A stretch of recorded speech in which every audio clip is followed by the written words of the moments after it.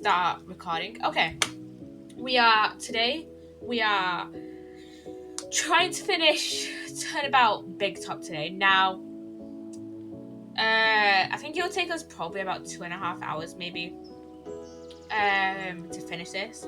Because I think it took us about pretty much 2.5, 3 hours to do, like, the first half of it on Friday. Yeah, it took us like 3 hours to do that.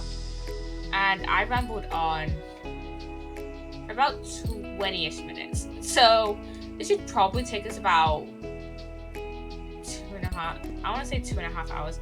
Hello, Ace. Welcome on in. Come on in. How are you doing today, Ace? But yeah, just gonna jump straight into how's your weekend been? It's been alright. Just a dead quiet weekend, not gonna lie.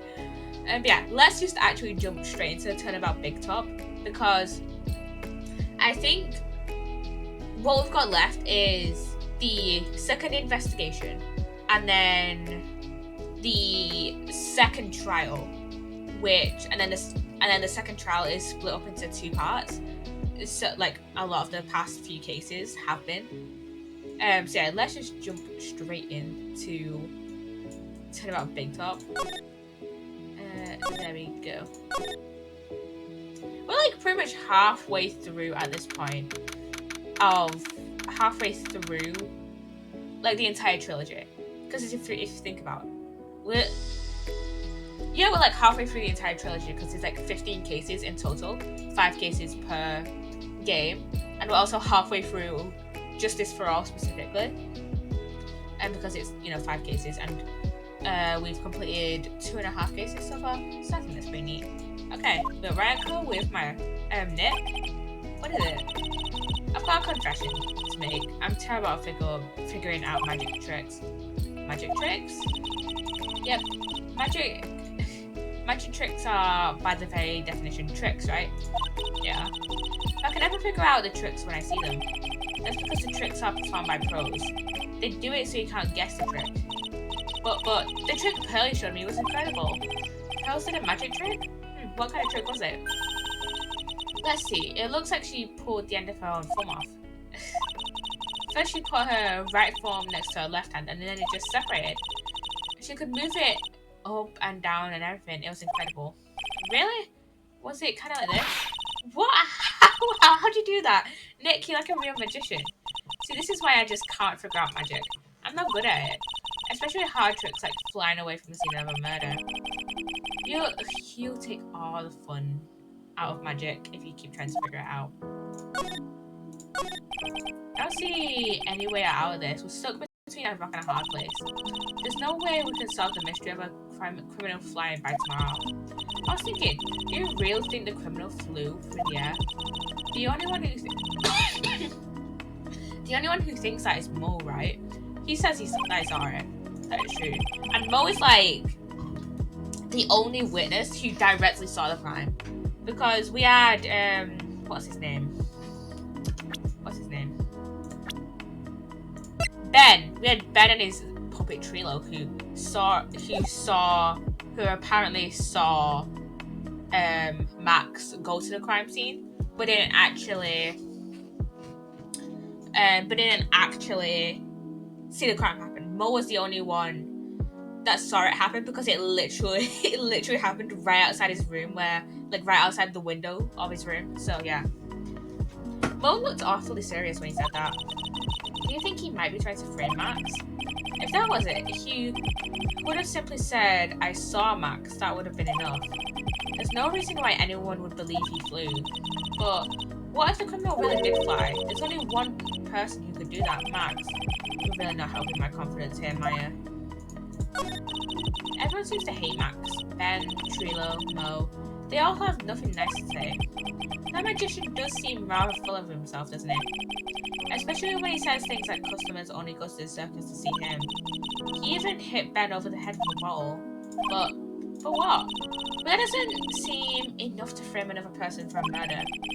And it was proven that neither Ben nor Mo lied on the stand. Maybe Ben saw the ringmaster wearing Max's costume.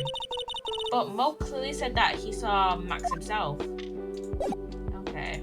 What evidence do we have? So we have obviously the attorney's badge and the Magatama, which we got given by Pearl in the last case. And then we have the photo of the crime scene. And then we have Max's hat with Max's silk hat that was found at the crime scene. And then we've got the salary negotiations made between Max and the ringmaster. We've got this promo picture here, this poster.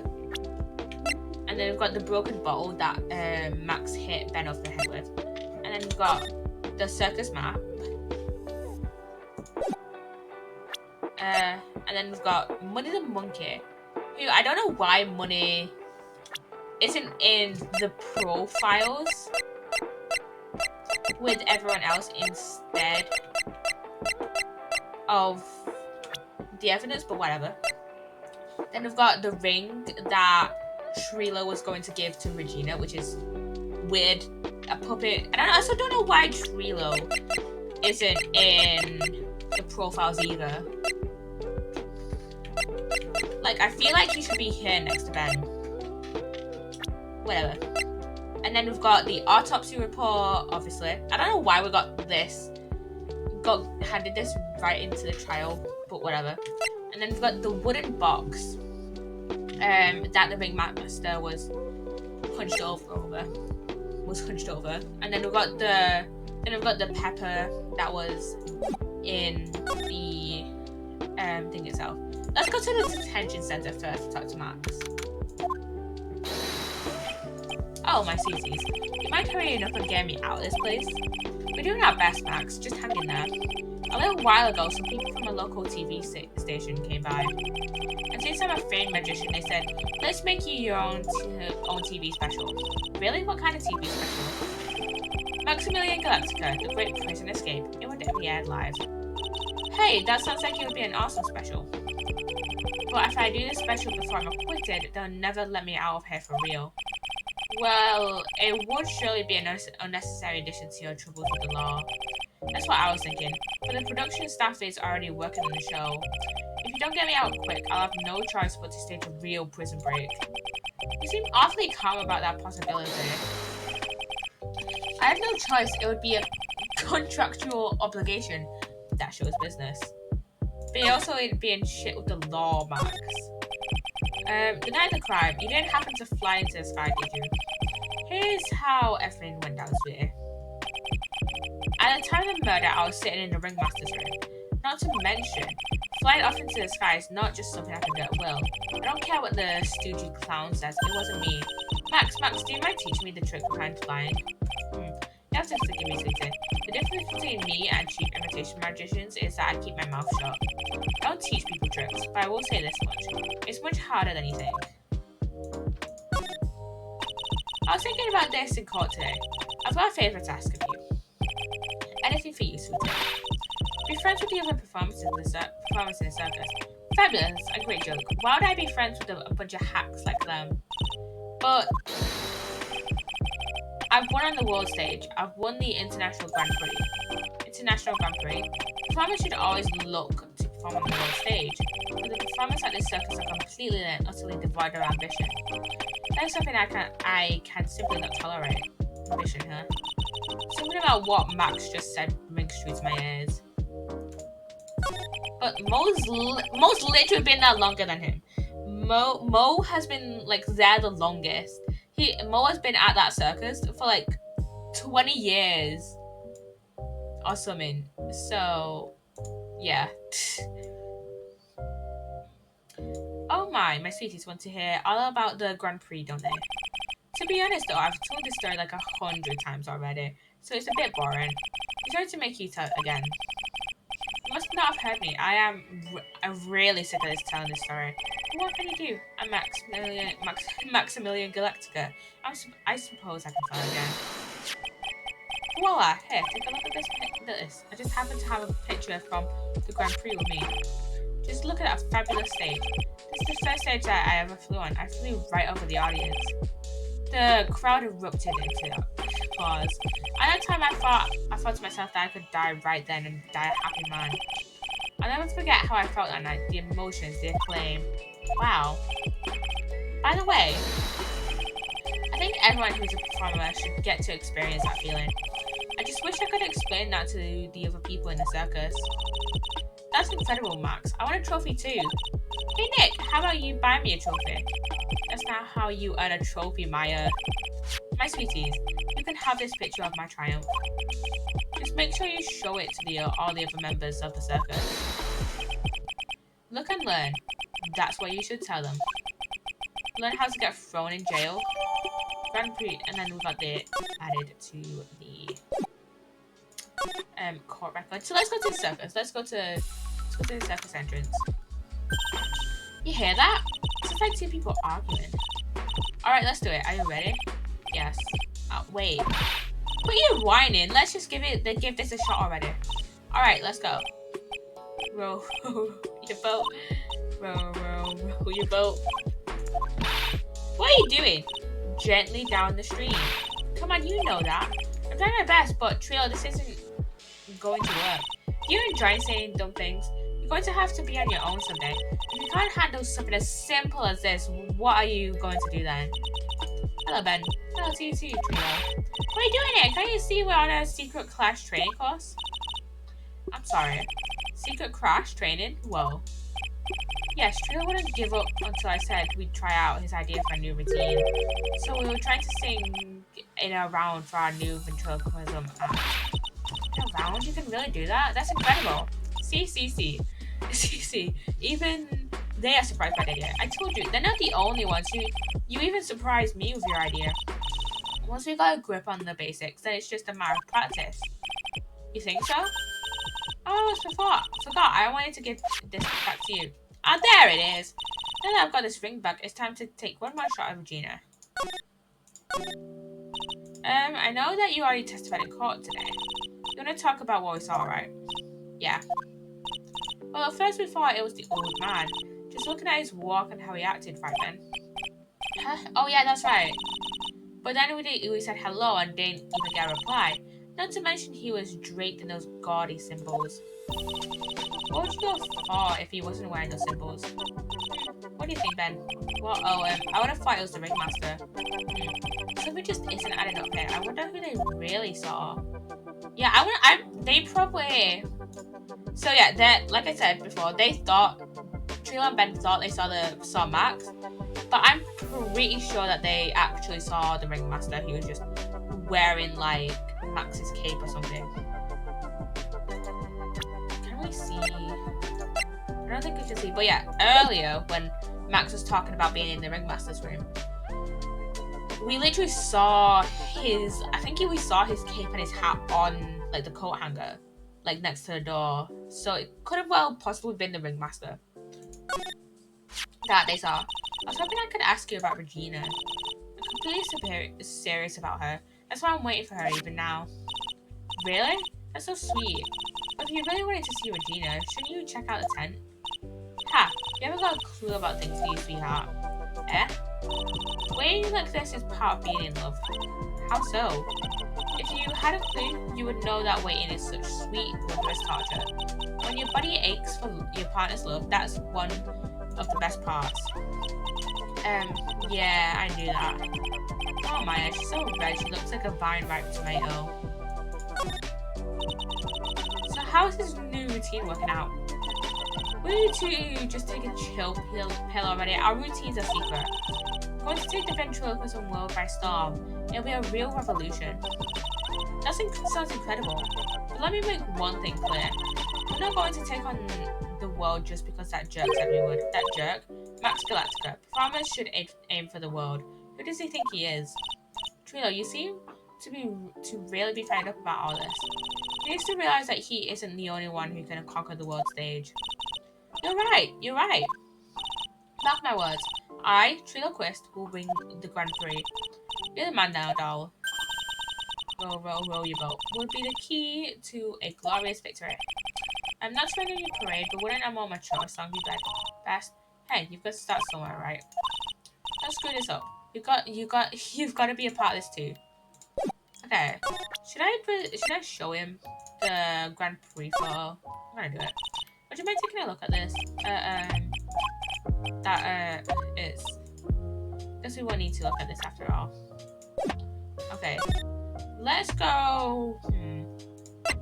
I think we'll go into the lodging house first. And then we'll go into the big top. Oh, it's you two. You look like you just got hit by a truck. Shouldn't you get some rest? I'm taking a rest right now, pal. Been listening to some crazy clown's life story. Miss Van Karma told me to come down here and do this for her. Yeah, I figured as much. Let me tell you something, pal. Listening to that old clown sucks all your energy. Every time he's done talking, he looks at you like you should be doing something. I think he's waiting for you to laugh at his jokes. I know that, pal. Do you have any idea how much your face hurts if you fake laughing that much? Francisca really set you up bad this time, didn't she? If you ask me, she should be listening to Mo herself. No way, pal. You're not gonna get me to backbite a woman with a whip. No way. Why are you defending her? Prosecutor Van Karma's always got her eyes on us. And every time you definitely don't want her to show up, there she is. Don't show up. Don't show up. Don't show up. Don't show up. Don't show up. Looks like she's wound him up pretty tight. She's directly above us as we speak. Huh? How is that possible? According to the clown, the culprit jumped from here and disappeared into the sky.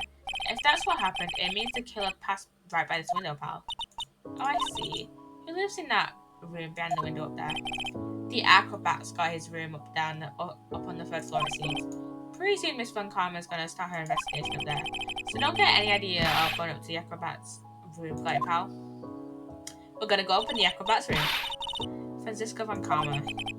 Once she's done with her investigation, I think I'll go up there and check it out. Okay, we can go into Mo's room.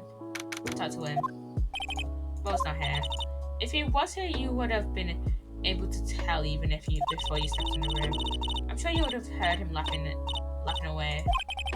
What do you think he is laughing at when he's all by himself? I was like he was just thinking up new jokes. He must really love his work.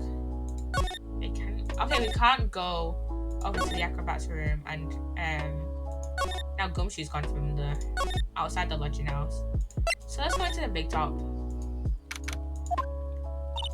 Huh? Where's Regina? I don't know. But if she's with that tiger, I don't want to find out. Let's hurry up and get out of here.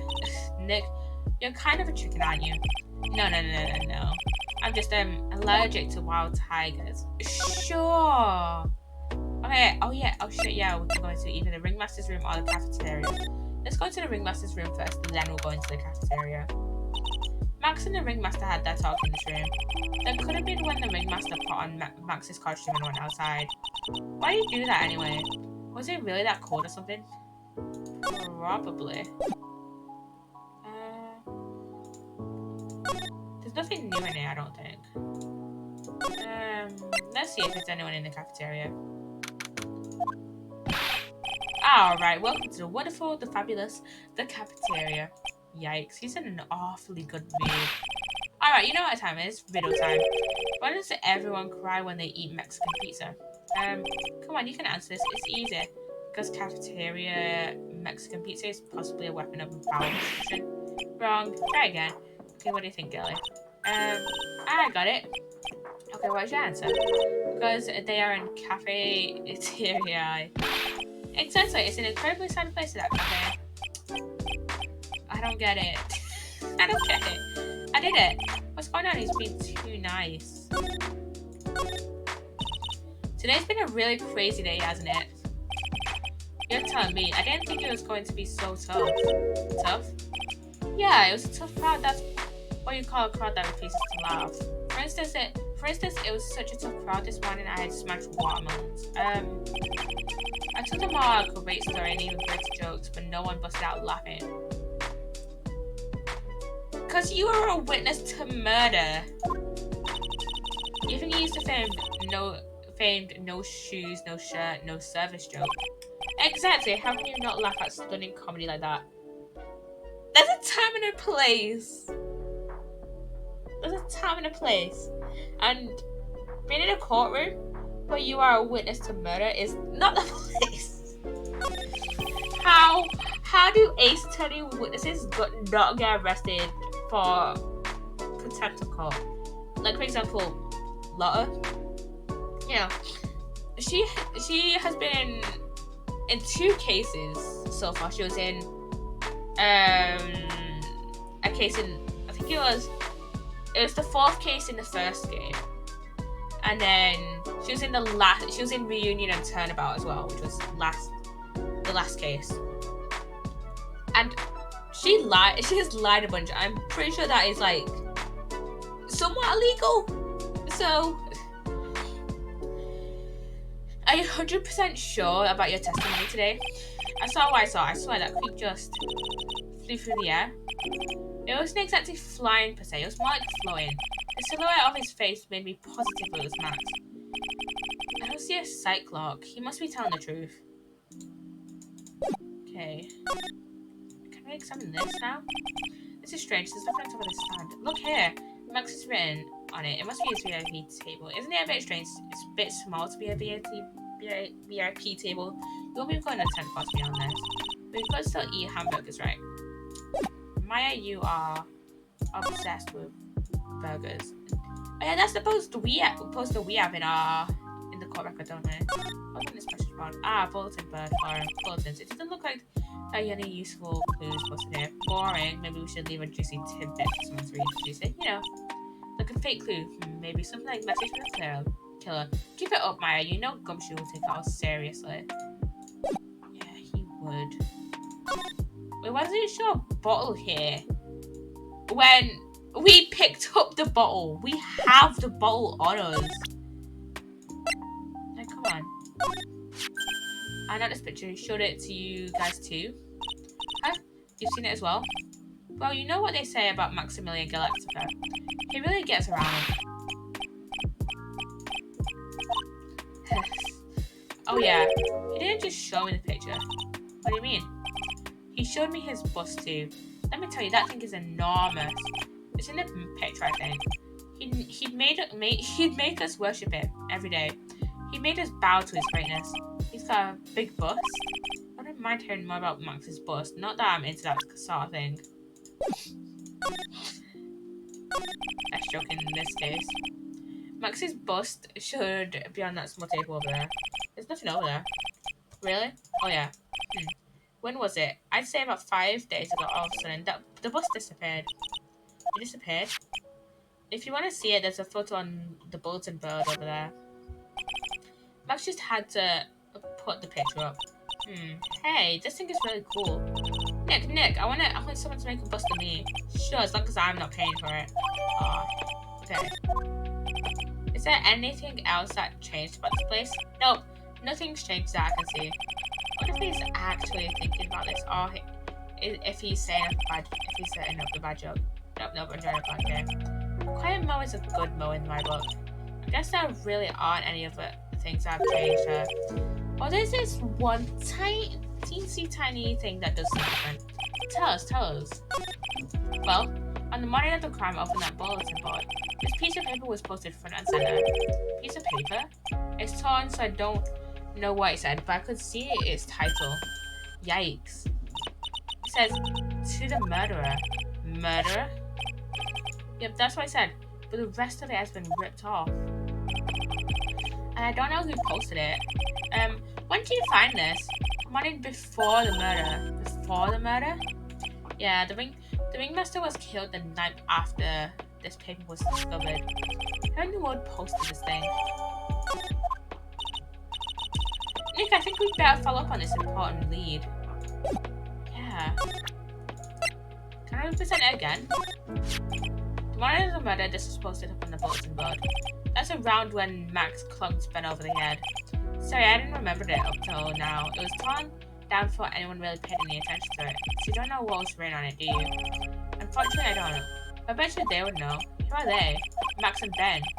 They were here before that morning. Okay, so we go talk to Ben now in the circus entrance.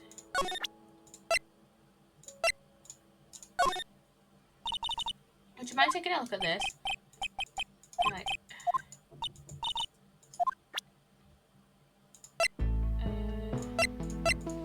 but wait, he literally said, go tell Max and Ben. Wait, what if I go back to the detention center and show it to Max?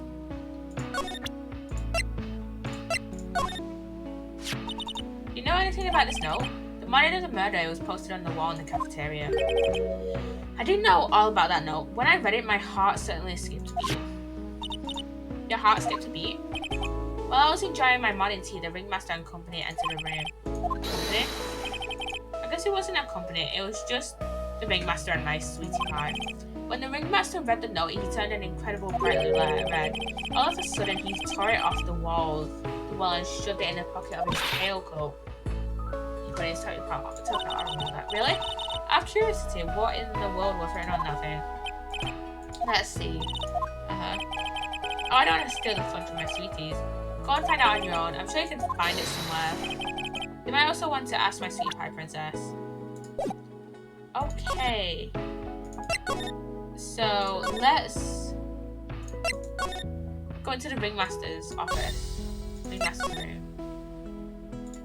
Because he has his tailcoat here. And literally when we first examined this, Nick literally said something about something being in the pocket. Hey, do you see that? There's a scrap of paper shoved into the pocket of the tailcoat. You know, I've got a feeling I know what that is. I bet that's the other half of the note that Mo gave us. But let's hurry and check this thing out, Nick. I know it fits perfect with the piece. What does it say? What does it say? To the murderer, I have conclusive evidence of what took place. Maybe at 10 p.m. tonight at the Lodging House Plaza. So this was the morning of the murder. And the ringmaster got murdered at 10:15. So, yeah. Tonight at 10 p.m. That's when the murder took place. Now I need to find out who called out the ringmaster.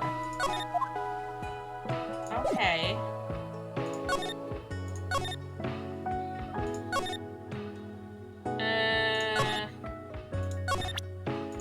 Okay, Ben's here. So, to the murderer, you haven't forgotten what happened 6 months ago, have you? I have conclusive evidence of what took place. Meet me at 10 p.m. at the Lodging House Plaza. Okay, let's see if... I don't think he does know anything about it. But we could maybe go back to talking to Max again.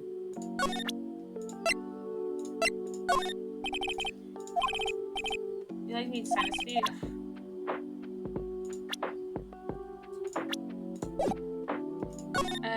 Okay. I'll go back to Mexico. Let's go. Can I go into the lodging house? Oh, Gumshoe's back. Hey, Detective Gumshoe. I'm sure you did a good job as usual. Well, I'm done with the investigation of the acrobat, finally. But we've missed Von Karma. Nick, what is that beeping sound? It's Miss Von Karma. Huh? Every time I hear that sound, she's usually not very happy. She's on page or something? If you don't mind, pal, I'm going to go ahead and get out of here quick. See you, pal. I didn't know that Gumshoe could run that fast. So much for being a flat foot. Never seen a grown man so afraid of a girl still in her teens.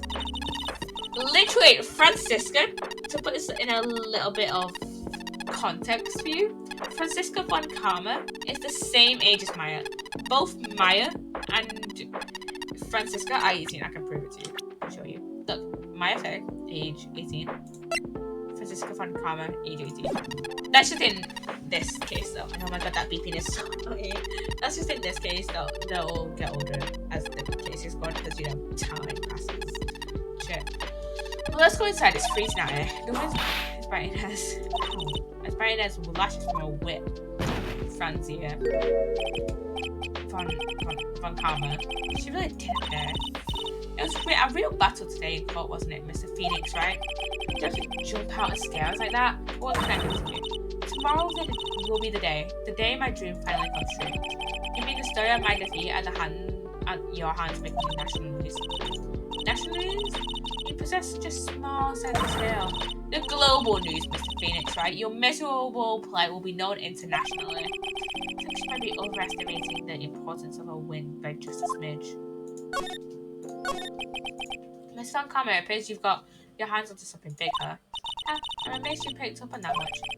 Anyone could. You couldn't hide that look of victory with 10 paper bags on your head. I've got conclusive evidence and a conclusive witness. Need any more hints? A conclusive witness. You must be the acrobat, right? I'm putting in the summons for him to be called as a witness as we speak. It's the final nail in your coffin, Mr. Phoenix, right? Yeah. I get it already, and you want to beat and destroy me. Don't worry about her. I've got to try and find out more of this information for myself. Why do you keep giving Nick the evil eye? It doesn't matter if you prove the defendant guilty tomorrow. Nothing will be able to bring your dad back. My dad? You must mean the esteemed manufacturing karma. Of course, your dad. I know you miss him. Enough out of you. One more word and you'll get a mouthful of whip. Now, when did I ever bring up my papa's name in this or any other conversation? Then what's this revenge thing you're talking about? You wouldn't understand, Mr. Phoenix, right? I have to see him again one more time. Him? I'm sure you know to whom I refer. Miles Edgeworth. What? Edgeworth? Mr. Edgeworth? Miles Edgeworth? What's going on with Miles? What's going on with Edgy? Miles Edgeworth. Why would you even bring him up? You haven't forgotten, have you? You know who it was that trained the gifted prosecutor, Miles Edgeworth? Manfred von Karma. Exactly, it was my papa. That means that Edgeworth was... Right again. Miles was like a little brother to me. Huh? Little brother, but Edgeworth and Nick are the same age. Yeah! Edgeworth is like 25. And he's like 7 years older than Francisca. Edgeworth. The man who inspired me to become an attorney. I fought against him in a few cases. In like 4. But a little after that case was over. No, like 3 actually. Because we fought him in 3 cases in the tutorial. Not in the tutorial, in the first game. Because in the tutorial case for the first game, we were against Pain, and then in the final case, in Rise from the Ashes, we were against Edgeworth. In the 4th case, we were against Manfred von Karma because Edgeworth was accused of murder. He vanished. It's your fault he is gone. Huh? It's the truth, isn't it, Mr. Phoenix, right? Nick, what does she mean? Edgeworth was never quite the same after that case. And then the case after that one. He never set foot into court again. And then one day, he just vanished. All he left was a simple note at the prosecutor's office. Prosecutor Miles Edgeworth chooses death. That was 1 year ago. It was a few months after you left to go back home. Mr. Edgeworth, he's dead? I don't believe it. He's still alive, I'm sure of it. Somewhere in this world, he's still alive. Prosecutor Miles Edgeworth chooses death? Of course he did. You ruined his reputation as a prosecutor. You effectively killed the prosecutor in him. Just like your victory muddled the honorable name von Karma. I'm going to find him, and then I'm going to teach him his rightful place with my own 2 hands. Nick, about Mr. Edgeworth. Maya, I already told you this once. Don't make me do it again. Don't bring up his name in front of me again, okay? Nick? This von Karma. What? I don't know if you are God's gift to prosecutors or not. I've had about enough of you. Him too. What in the world happened? This dog is all bark and no bite. He's already been defeated. Regardless, I have nothing to inform you of today. Tomorrow will be the greatest courtroom battle this country has ever seen. Nick, let's go. We need to talk with the performer on the 3rd floor. I'm sorry I brought it up, Nick. Okay, can we go in Mo's room first? No, Mo's not here. Okay. Acro's room. It must be Phoenix, right? Yeah. Pleased to meet you. I'm Ken Dichling. But here at the circus, everyone just calls me Acro. Mr. Acro. How do you know that my name? The detective told me. He said you'd definitely show up here. Acro, you remember the circus as well? That's right. I mainly performed on the tightrope or the flying trapeze. But nowadays, all I perform is in my wheelchair. Akko, why did you join the circus? When I was a kid, my parents failed miserably at business. And one night they decided to run away from it all without me. The only person who was willing to take my parents' place was the ringmaster. The ringmaster took such incredible care of me. He was truly a lifesaver. It seems like the ringmaster was truly a saint. He was. That's why I decided to do something very important. I decided that I would devote my entire life to finding a way to repay him. And now, look how someone repaid him for all the good in his life. It's such a shame. Sometimes I think that he was almost too kind. Perhaps he was too kind to his performers. Perhaps he was too kind to his daughter. I wonder if he spoiled Regina. Regina is so cute. She's truly a princess. Truly a princess? I'm sure that's a good thing. Do I detect a hint of a grudge against Regina? I'm sorry to ask, but why are you in a wheelchair? Nerves in my legs were badly damaged. And you can't walk now? I can't even stand now. Since I live on the first floor, I can't even leave this building by myself. That's awful. And why don't they install a lift?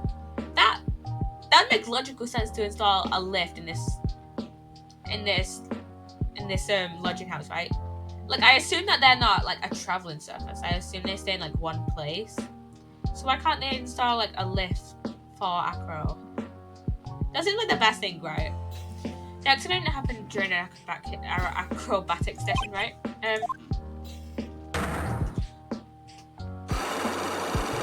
How many seconds? 3 Cyclops. Doesn't seem like Acro's injuries were acrobatic in nature. What's on your mind, Mr. Wright? Well, especially when were you injured? It's been almost 6 months since I was hurt. I injured my legs during practice. Practice? Yeah. Sure. 6 months ago. What in the world went on at this circus then? I was by yesterday and noticed that you went in your room. I was at the hospital all day yesterday. Ah, you went there for rehabilitation? Rehabilitation? What about the murder? Because I knew about it. I spoke with the police before they allowed me to go to the hospital. Before I got the call from the prosecutor, I was convinced that it was all a dream. Huh?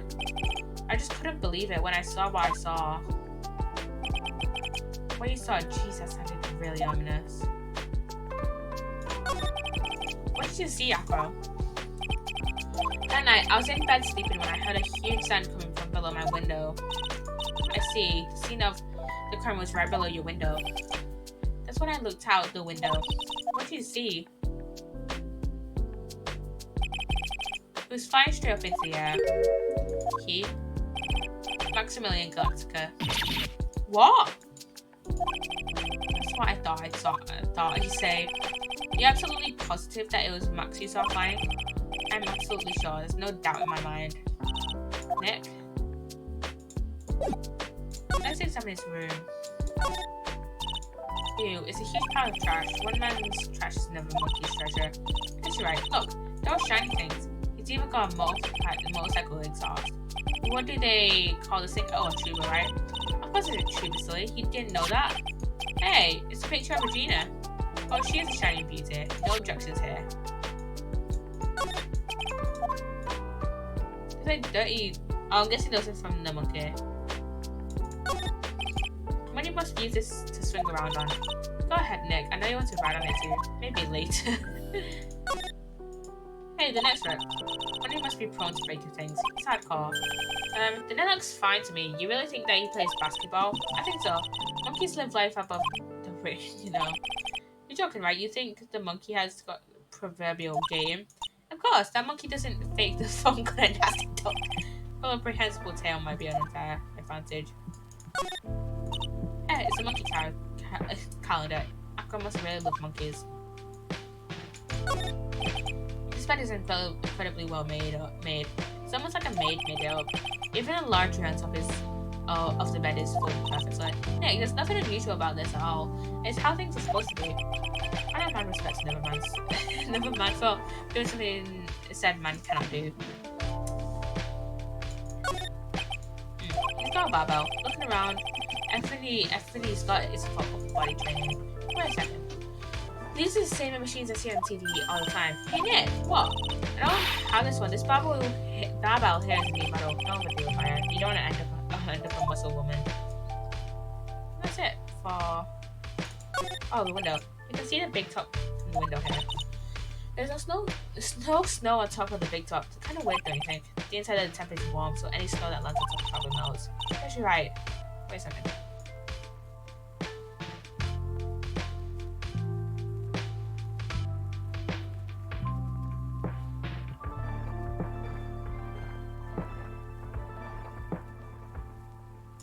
I swear my dad just called me.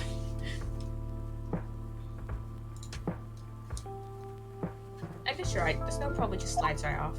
I don't think we have anything left to examine in this room. If we don't know, anyways. Oh wait, we should present him with the note, maybe? What's this? That's what we want to know. It was posted in the cafeteria the morning before the murder. In the cafeteria? Wow, this certainly looks incredibly serious. If it's got something to do with her, then you should go straight to the source. Her? Regina. Ask her about it. Okay, and then... Maximilian Gatka, right? You'll have to forgive me, but I try not to think about him. I probably won't even look at it. It looks like something is really weighing on him. Maximilian Gatka, right? And he's gonna say the same thing. Okay, then we'll probably have to try and maybe find Regina. Okay, Mo's not in it.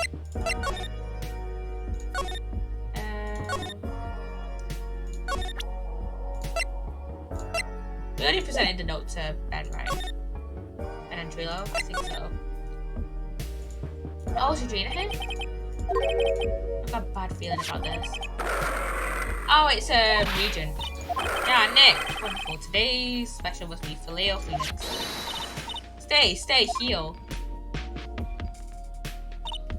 Oh, Maya. Nick. It's you guys. I'm sorry, I guess I'm a mistake. A mistake? Yeah, little one. I was thinking of teaching whatever primate was out there lesson. Was expecting more of a monkey than a human. A monkey? It's a pity about what happened to the ringmaster. Dad?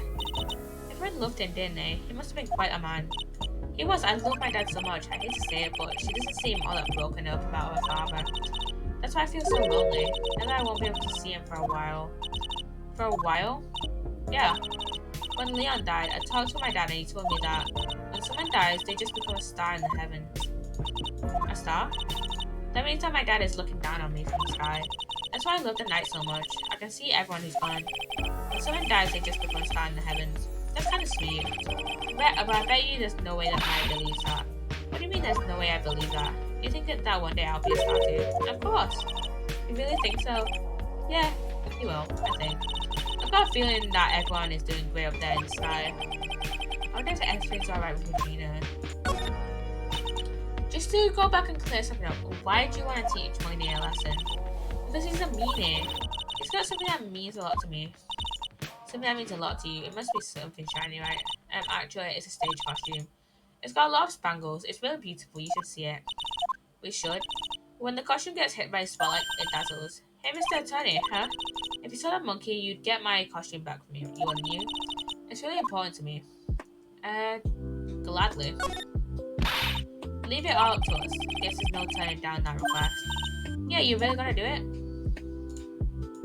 Okay, let's show her the note. Would you have you seen this before? I know what this is. Really? Well, it was in my pocket for a while. It was in your pocket? This piece of paper was in your pocket? I guess I noticed it was in there around breakfast time. Breakfast time? Yeah, I always take Acro his breakfast in the morning. That's when I also take out the trash in this room. And go to the cafeteria and eat my own breakfast. Then someone realized the piece of paper was in your pocket. Yep, but since I'm not a murderer, I just figured it belonged in someone else's pocket. And then what? I wonder if the person who lost it was in trouble, so... You didn't put it on the bulletin board in the cafeteria, did you? I did, I stuck it there. How'd you know? So it was Regina who put it up there. When did this happen? The morning of the murder, I think. That explains a lot. I wonder who wrote this. And then it got updated. It's not denying it. Max is cool. I want to try flying someday with Max. She's already flown into her own little world. Nick, I want to try flying too. Okay, I'll think about it. Okay, so I don't think we need... Oh. I was going to say we didn't need to go in the cafeteria because Mo was here, but... Mo's gone, apparently. Something was fantastic. So I know it can't be Mo. Wait, I know it is. It's Burgers. Hello. Oh, Mo is here. Welcome to Bistro District. I don't know how to say that word. Okay, the cafeteria. It smells so good in here, and those burgers look great. She's drooling like she's some sort of crazed burger monster. My burgers are the best. Juicy meat, toasted buns, special sauce. They are absolutely irresistible to anyone with a hankering for a burger. One bite will send you into the hamburger heaven. I bet, I can tell by the smell. Well, I'm getting hungry too. Those burgers must have some kind of special power. Now that the ringmaster is gone, what are you gonna do? That's all I've thought about the past 2 days. Everyone loves Russell. You've heard Acro's story, haven't you? Like how he was adopted when he was younger. He calmed down a bit now, but he was livid when he heard about the murder. Acro was so upset that he said he couldn't go on. He was that upset? Yeah, he was. Anyways, I gave it some thought. Maybe I should give up on trying to be a half-baked clown. I've been thinking of trying on the ringmaster's shoes. What, really? Max would still be an issue though. Max? He may still be a bit mean and hard to work with, but it's hard to argue his importance. It's probably the reason the circus is still around. A lot of what he says is right. Mo. I'm just starting to see if everyone can get over the tragedy. You know, the tragedy, you know? What is he talking about? Get over what tragedy, Mo? Don't worry about it, it's nothing at all. It must be the tragic death of the ringmaster, right? Yes, that's it. You're right, girlie. Dan, correcto mundo. Doesn't he mean think? No, I mean, no disrespect it, but are you lying to us? No, not at all. What makes you think that? Just the way you say if everyone could get over the tragedy seems a bit strange. It sounded like you were talking about something from a long time ago. Oh, I'm right, aren't I? Okay, we've got a second character with percent box. And he has 2 this time, so they should be easier than getting rid of Acro's. So now we're getting close to the truth. It was about 6 months ago. It was just a little accident. Give me a break. Those old men have accidents. I wear big pants for a reason. It's 6 months ago, eh? Okay. So, I don't think we have any evidence towards said accident. Obviously, I know what the accident is because I watched the anime. But all we know is that it happened 6 months ago.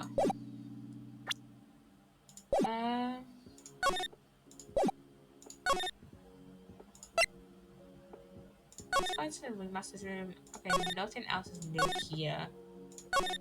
Can we go to his detention center and talk to Max again? Oh, he's not here. They must have taken Max into question again. There really isn't anything that we need to ask him right now anyway. You're right, I guess. Alright, let's go then. Nothing else in right and go. So let's go back to the circus. Let's go back to the lodging house. Something's covered up by this top, an old time perhaps. Nick, look out! They've got a killer trap behind that top. What, it wasn't funny? You know I wouldn't have hurt, you know, to look even a little bit surprised. She didn't notice I was too scared to talk.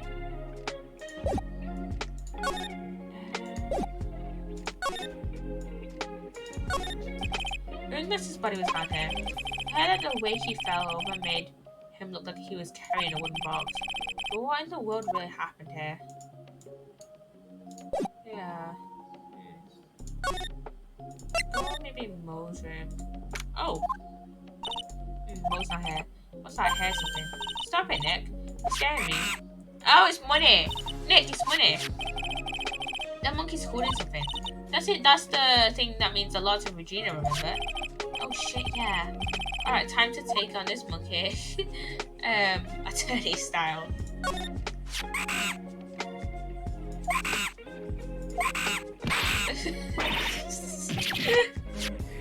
Nick, you good? I tried to have a monkey to talk with him. I really did. Nick, you. I talked to our monkey when he was distracted. Wow, you're really on the ball today, Nick. Let me see it. Huh? You can see it fine from where you are. You know what I mean. I really want to try on Gina's costume. Maybe then they'll take you in a circus and I can try get some peace and quiet. What's the matter now?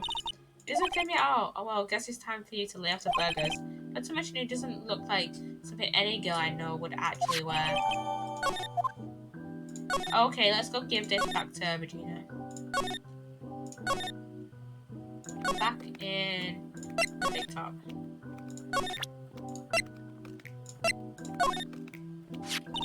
Here you go, Regina. Yay, thank you. You really got it back for me.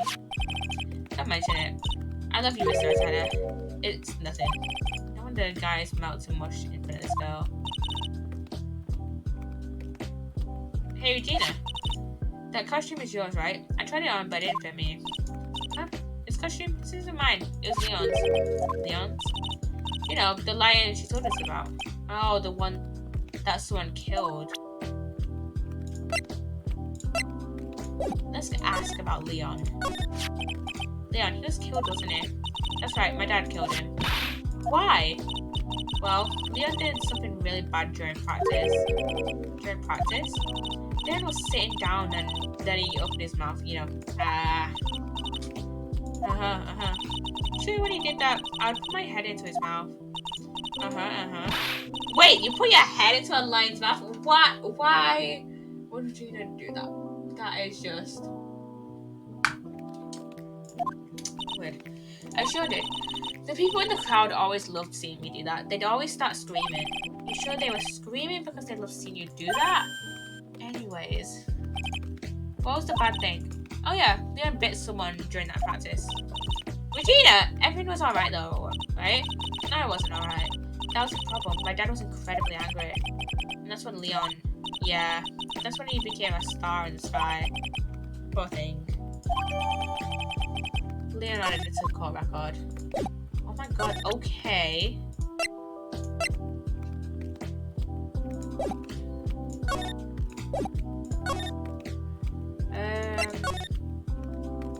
Let's see. Let's just go around. See what people are and asking him about stuff. Let's ask Mo about Leon. You don't know it, but I was responsible for naming all the animals at the circus. He named Money the monkey and Region as tiger. Guilty as charged, but Leon got his name from the ringmaster. Really? He always said keep names simple and easier to associate. Nick's name is easier to associate, right? I also told Russell if that's what you think, then call him Lion the Lion. It's a great name, don't you think? Imagine if he could talk. I'm Lion. Lion.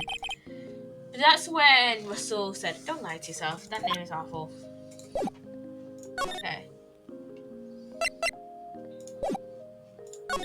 Let's go back into the big top and okay, let's see. Let's ask Ben about Leon Country. What are you playing? Ace Attorney! We're playing Ace Attorney. I will not elaborate further. We're investigating a murder. Well, technically we're kind of investigating 2 murders. Kind of. But I won't kind of clarify on the second murder because technically we haven't really found too much about the second murder yet. All we know is that someone's head got bit off by a lion, and then that lion got killed by the ringmaster, and now 6 months later, the ringmaster's dead. So yeah.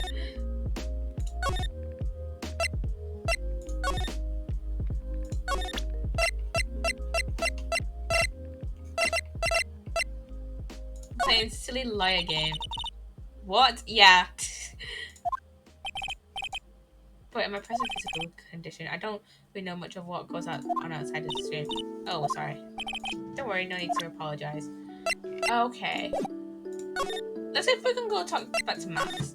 Okay, so do you want me to fill you in on what's already happened? I'll show you on my speakers. Say hi to Sage. Hi, Sage. Hello. Hello, Sage. Let's see if we can... Nope. Max is done for questioning. What do we do now? Okay, do you want me to fill you in on what's happened in this case so far?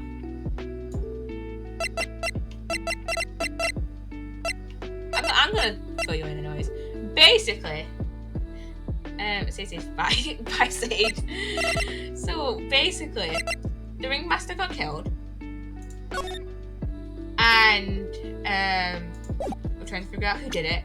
And basically, the suspected murderer, aka the defendant, that the guy we're trying to prove not guilty, is called Maximilian Galactica, aka Max. His actual real name is Billy Bob Jones. This game has just such stupid names. And basically everyone at this circus hates Max, and basically everyone at this circus hates Max, and it's like, yeah, we're pretty sure he did it because Ben and Trio, okay, these guys, were like, yeah, we saw someone wearing Max's hat and his cape, that someone that looks like Max, but they weren't sure it was Max because from the way the guy walked or something reminded them of the ringmaster, but he was wearing Max's like hat and cape. So they were like, I'm pretty sure it's Max. They saw him walk over to the crime scene. And then Mo, aka one of the clowns, the clown at the circus, the murder happened right outside his window, so he saw what happened. And then Acro, who is a former acrobat who like lives at the circus, when he woke up, he heard something outside of his window because he also... I'll show you the map. I'll just show you the map. Nope, not wrong one. Wrong one.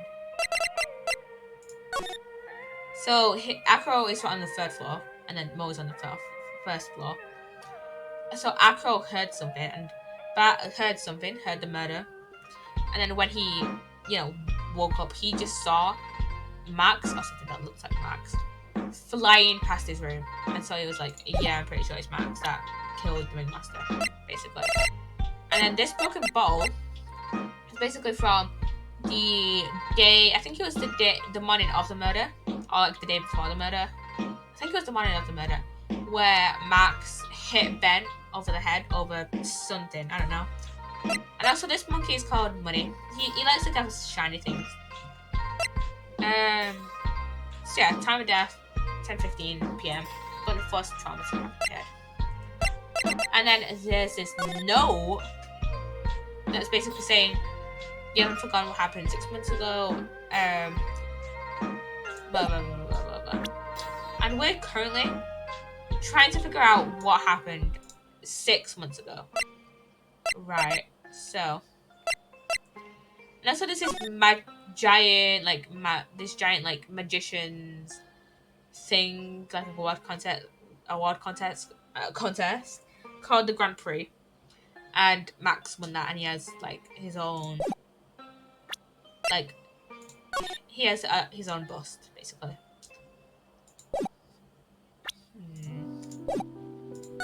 What if we go talk to Acro right now?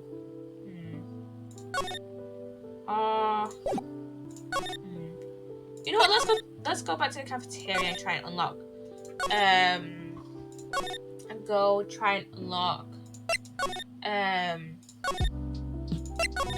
Mo's Cyclops, because he only has 2. While let's just save real quick. While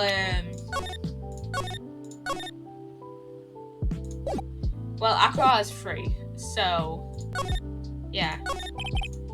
Mo, tell us what happened 6 months ago. Oh shit, wait, we have to present Nakatama. Yeah, so he has 2 Cyclops. Kind of busy right now. Look, I'm eating a burger as you speak. That looks tasty. I just wish we could do something about Mo chewing his mouth open. Yeah, so we're gonna present it on the camera.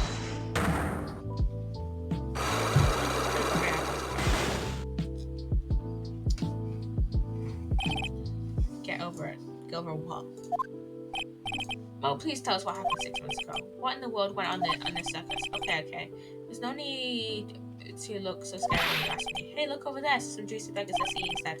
Unfortunately, I'm more of a grilled chicken sandwich man myself. Valid. Actually, I've kind of got an idea of what happened back then. Oh, you said something happened in an accident. That wouldn't have to be this wouldn't happen to be the cause of that accident, wouldn't it? Leon. I don't know a bit about it from Regina. Leon made a mistake during our practice, right?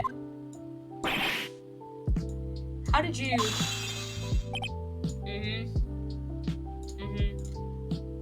We know. We're getting there. Broke one singular cycle so far. It took them so many times. You shouldn't be doing such dangerous acts. Pointing our head inside of Leon's mouth, right? Yeah, but Regina believed in Leon. She believed so strongly that the ringmaster went along. He never could say no to her. Out of curiosity, who was bitten? Come on, Mel, don't climb up on me now. Now, who did Leon bite in the head? Well, I promised I wouldn't say anything. I promised he's involved in this too. Who's involved her? Mo must be talking about. Mo, is this the person you promised you wouldn't talk about? Say anything? That's maybe... It must have been Acro, right? How'd you know? Don't worry. I took a wild fucking guess and I was fucking right. Get to the bottom of this accident may help solve what happened to the ringmaster. No way. I need to know the truth about what happened to us, so please tell me what you know. I'm sorry, Acro. Yes! Cyclops! Both Cyclops taken out. It looks successful. And our penalty bar is full again. Okay. Tell us what happened. It's just like he said, the accident. Did someone die? No, but it would have probably been better if he had. What? How would that have been better? He's still alive. But when he got bit, he suffered massive brain damage. He'll never recover from that coma he's in. Coma? All he does now is lie in his bed at the hospital. And that's all he's ever going to be able to do. Oh my god. I see. How's he related to Acro? He's his brother, huh? The person who got bit was Acro's brother. Brother? They're an acrobat team of brothers, Acro and Bat. Cute nicknames, I thought. Anyways, they were an incredible team. Cut down together in their prime. Who is Acro's younger brother? Sean Dingling. But everyone always calls him Bat. He fell in love with Regina. Trying to win her love was his downfall. Everyone seems to fall in love with Regina 6 months ago while we were practicing. All of a sudden, Bat blurts out, "Let me perform with Leon." Why do you do that? I don't know. But that's what causes the that's what caused the accident. I'll never forget that moment. It was so strange. Leon had the weirdest look on his face. He was smiling. You mean Leon? Yeah, Leon. When he bit down, he was smiling.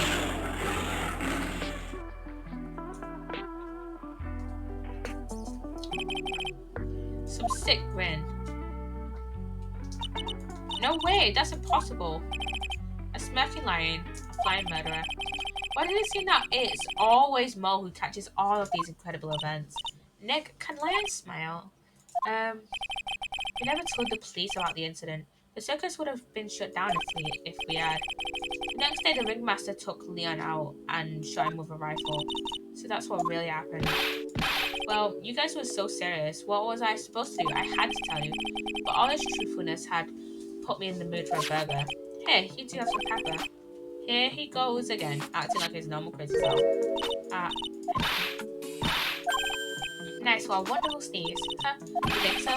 You sneeze with pepper and slip on a banana peel. That's basic clownsmanship. Gillian, now you gotta understand. Nick, I think I'd make a good clown. I'd make a good clown. Other than Regina, I've never seen a cuter sneezer.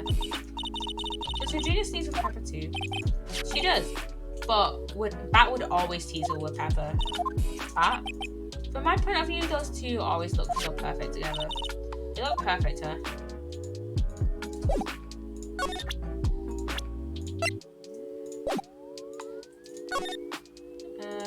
Let's go back into the big top. Can we ask her about that? What do you think about this person? Sorry, I've already... So I'm not interested in rolling it.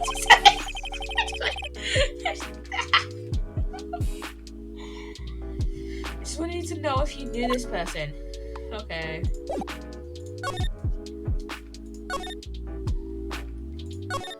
Let's go. Maybe we could unlock Acro's Cyclops now. Mr. Right back again, I see. Well, he did say I'll be back. Wait. Oh, was that someone else? We're back because Acro's hiding why his legs were injured. He was hurt in the accident 6 months ago. It would seem he knows that. Well, it seems you've got things to start talking.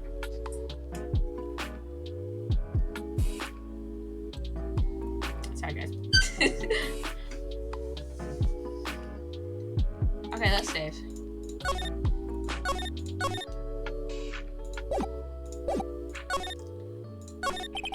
I'm still. Oh shit. I keep forgetting to present the Magatama. Okay, we've got 3 Cyclops. Oh yeah, we've got to present the Magatama that Pearly gave us last case. I really do enjoy like figuring out the Cyclops. I mean, in the anime, if you don't know, they never really talk about the Cyclops. They never really. Those are just a thing that's just like screw up from the anime. Like, I mean, there is a reference in like one episode to the Cyclops. It's like towards the end of the season. Let me try and bring them up. Let me see if I can bring them up. Because the thing is, in the anime, I remember there being like reference ones, but I don't think that I don't think Cyclops were like Cyclops weren't like a big thing, but like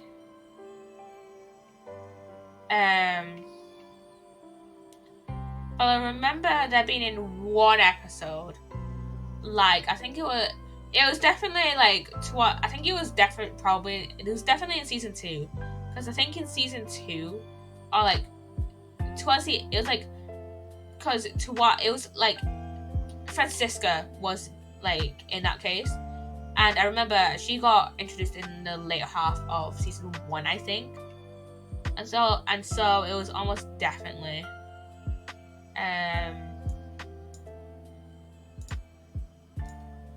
it was almost definitely in season 2 where oh my god, yeah, I remember it was in season 2 because I think Godot was there as well, and Godot was almost definitely introduced in season 2. I don't think I can find them, but I remember that there were like I think there was like one reference maybe to Cyclops at one point. So yeah. SOS, how you were injured? I'm sorry, I thought we talked about this. It was an accident that happened during practice. Yes, unfortunately, acrobats are prone to all sorts of injuries. He's saying, if that were the real cause, he'd have no reason to keep it secret. After I really telling me that a practice accident was the cause of your injury. Or was it? Leon. Yeah, 6 months ago you were attacked by a lion. That's when you were injured. I know I'm on the right track, I just need to keep going. You say now it's attacked by a lion? That's what I'm saying. I'm sorry, Mr. Right, but I'm an acrobat. I'm no animal tamer. If a lion was coming at me, I'd be running for the exit. Okay, maybe attacked is not the best word to use. So let me rephrase that as battle the lion. You seem to enjoy telling jokes. Why would I decide to fight a lion? Because you had to fight. You had to fight to save someone. That being Sean, aka Bat. Bat, it's a shame what happened to your brother 6 months ago. You tried to save him, didn't you? That's how you got that terrible injury. Mo, he must have told you. Yes, we learned about Bat from Mo, but he didn't mention anything about you in regards to the accident. I suppose it was just a slip of the tongue on his part. That's what I figured it out. A slip of the tongue? Anyways, they were an incredible team, cut down together in their prime. Cut down together.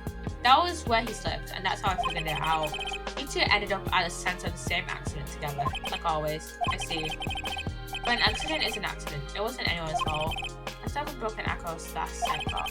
This must be one incredible and deep secret. It wasn't anyone's fault. Do you care to explain more? Acro, I know you are still hiding something from me. Maybe someone you don't seem to like much is the reason you're being so invasive. Regina. You always seem calm and collected until you start talking about her. Saying things like she's cruel. Well done, Mr. Turner. You've got quite a set of eagle eyes. You know, her tiger tried to attack me. Regina tried to attack you twice. It wasn't serious, I'm sure. You're not trying to insinuate that I believe she spurred on Leon to attack Bat, are you? Leon was never taught a command to attack people. Regina isn't capable of doing anything like that. Besides, Regina had no reason to want to hurt my little brother. Regina and Bat were such good friends back then. But you still hate Regina. I've got proof of it. Well, what are you talking about? Though maybe I'll repeat it again. If I can hand over something to Aqua, maybe it's proof that you had it out for Regina all along. The note. This, where'd you get it? Regina posted it on the bulletin board in the cafeteria. Before that, it was in her pocket. I guess I noticed it was in there around breakfast time. I always take Acro his breakfast in the morning. You wrote this and then you put it in a pocket. That's right, isn't it? That's right. Well done, Mr. Right. This makes Acro a suspect. Unlock successful. But this makes Acro a suspect, doesn't it? Because you know that was on the morning of the murder, and literally Acro said to meet Regina to meet at 10 p.m. which is 15 minutes before the murder or the death occurred. My legs were injured by Leon 6 months ago. My younger brother Bat had a dare with Regina. A dare? An absurd dare. If I could put my head inside of Leon's mouth like you do, you have to go to the movies with me on a date. I was gonna say, didn't you know how dangerous that is? We all thought he was being stupid too. But our line was very old to begin with, and age brought with it a countless experience in doing that very trip. Unfortunately, this particular time, I guess Leon wasn't ready or willing. And that's when the accident happened. He just wanted to take her out to the movies. Oh, Bat. When Leon chomped down, I jumped towards him. And then Leon attacked me, and that's how I ended up. What about Bat? He's still in a coma. I went to the hospital yesterday to visit him. I see. I'm still waiting for him to open his eyes again. And that's the reason why I keep going. Bye, Regina. They were such great friends. Oh yeah, I want you to take a look at this. What is it? This is a scarf my brother was wearing when Leon attacked him. God, gross. It's covered in blood. This scarf. It was a present from Regina to my brother on the day of the accident. When he did it, he looked like he was smiling. Leon, obviously. Oh. When he bit down on Bat's head, the expression on Leon's face looked like a grin. Nick, I know. Most have the same thing. What do you think it all means? I'll be taking that scarf if you don't mind. This is Francisco, isn't it? Yep, it's Francisco.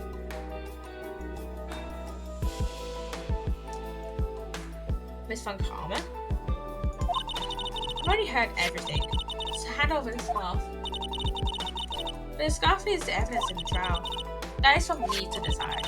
I think we should begin our preparations now, Acro. Preparations? I've served a summons to Acro to appear in court tomorrow as a witness. Acro, we'll talk more at the prosecutor's office. Acro, a witness? Come on, Crow. Let's go to the office. Yes, ma'am. Now, what do we do, Nick? How are we gonna handle tomorrow? Don't worry about it. I'll figure something out. Look at you, all full of confidence. You must have found something you can use. This is all beginning to come together now. Yes, let's go. To be continued.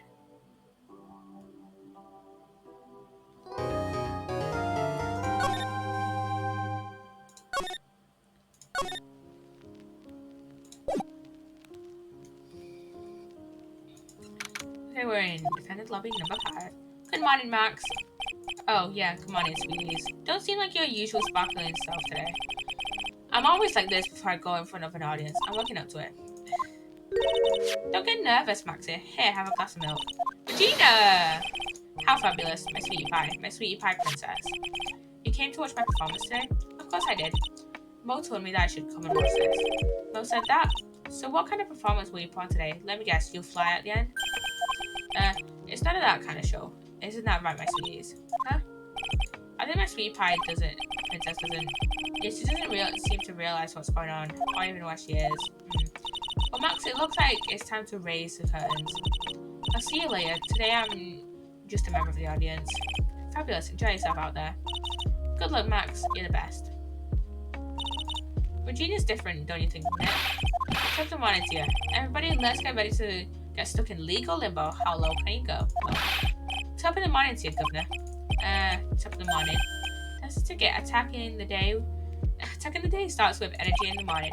The early bird gets worm. Then again, worms lack higher brain function. Oh my, thanks. So how are you today, right? Well, I've got the feeling that today I'm going to face off against the real culprit. You mean Afro? Huh? You think he did it? Be careful. He's used to putting his life on the line. Literally. He's got guts to spare. If all I've got to worry about is how thin tightrope is, I'm used to it already. It just means I won't be able to press him like I can with the witnesses. What are you going to do then, Nick? I guess today we'll just have to do without our usual psychological warfare. Today, we rely on evidence. It's the only way we'll get past Acro into the truth. You're right, but it's going to be tough. Anyways, I want you to make sure that Regina sees it all today. It's important. And she'll finally have to deal with the reality of what happened to her father. You want us to make sure Regina watches? Yes, that's why I brought her here to court today. What's that supposed to mean? She needs to know that when people die, they don't just become stars. I may be an old-fashioned clown, but I don't believe in people becoming stars. In court. But too specifically. Court is now in session for the trial of Maximilian Galactica. The prosecution is ready, Your Honor. The defense is ready, Your Honor.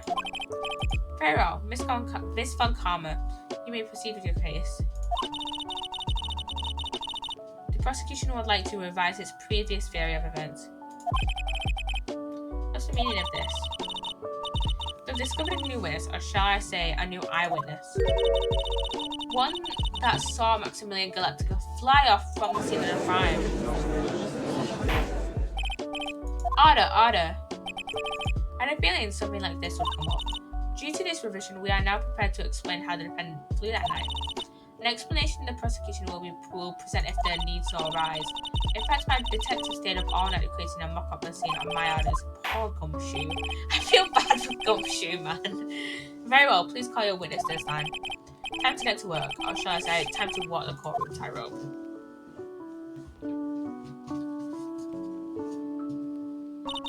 Name and occupation. King Dingling. But everyone calls me Acro. I'm employed as an acrobat at the very big circus.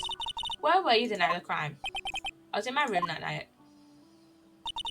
If you look at the map, you will see the witness's room is near the crime scene. My room is on the 3rd floor. The crime scene is below my window. The night of the crime, the witness saw something quite shocking. Would you like to tell us what you witnessed? Okay.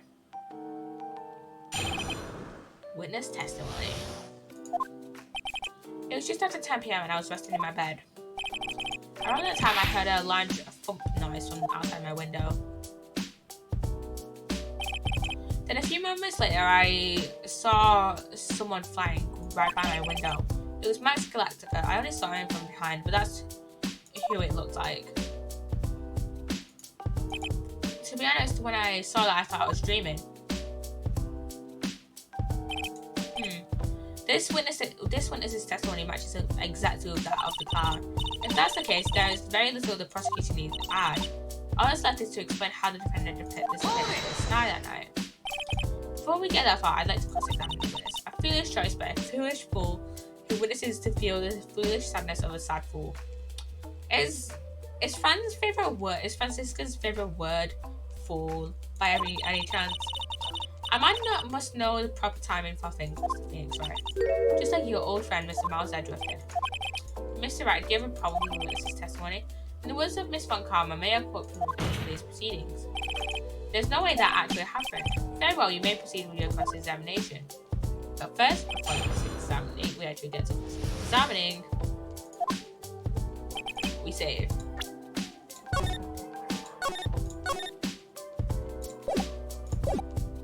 Just after 10 p.m. How large a phone from the window? Flying my frame window is Max Galactic phone is from behind. That's who it looked like. To be honest, when I saw that, I thought I was dreaming. Okay. Maybe. Akron must be lying about what I saw, right? Of course he is. Now the challenge will be to explore the slice in court. Well, put the pedal to the metal neck. Just after 10 p.m. A large thump noise from outside the window. A few moments later, I saw someone flying. Max Galactica only saw him from behind.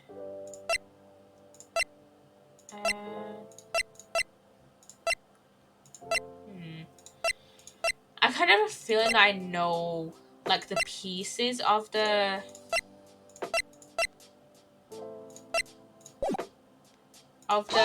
only pieces of evidence I know, that I have to bring it together. The light in your room was turned off that night. That's true, I was going to bed after all. So with the lights off, you were still able to clearly see a human fly by your window?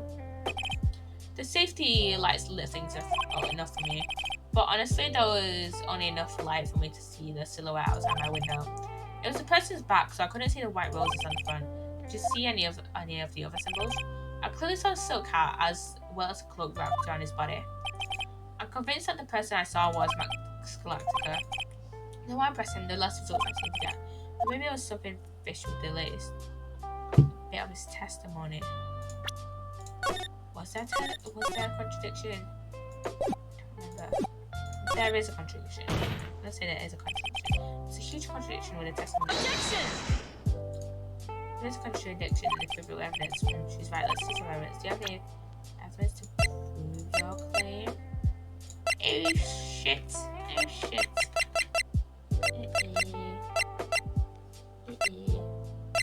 You know, it's time.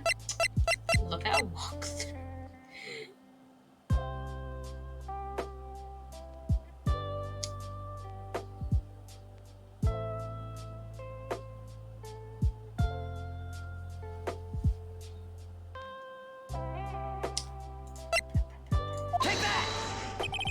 You claim to have seen the exact same thing most of the night.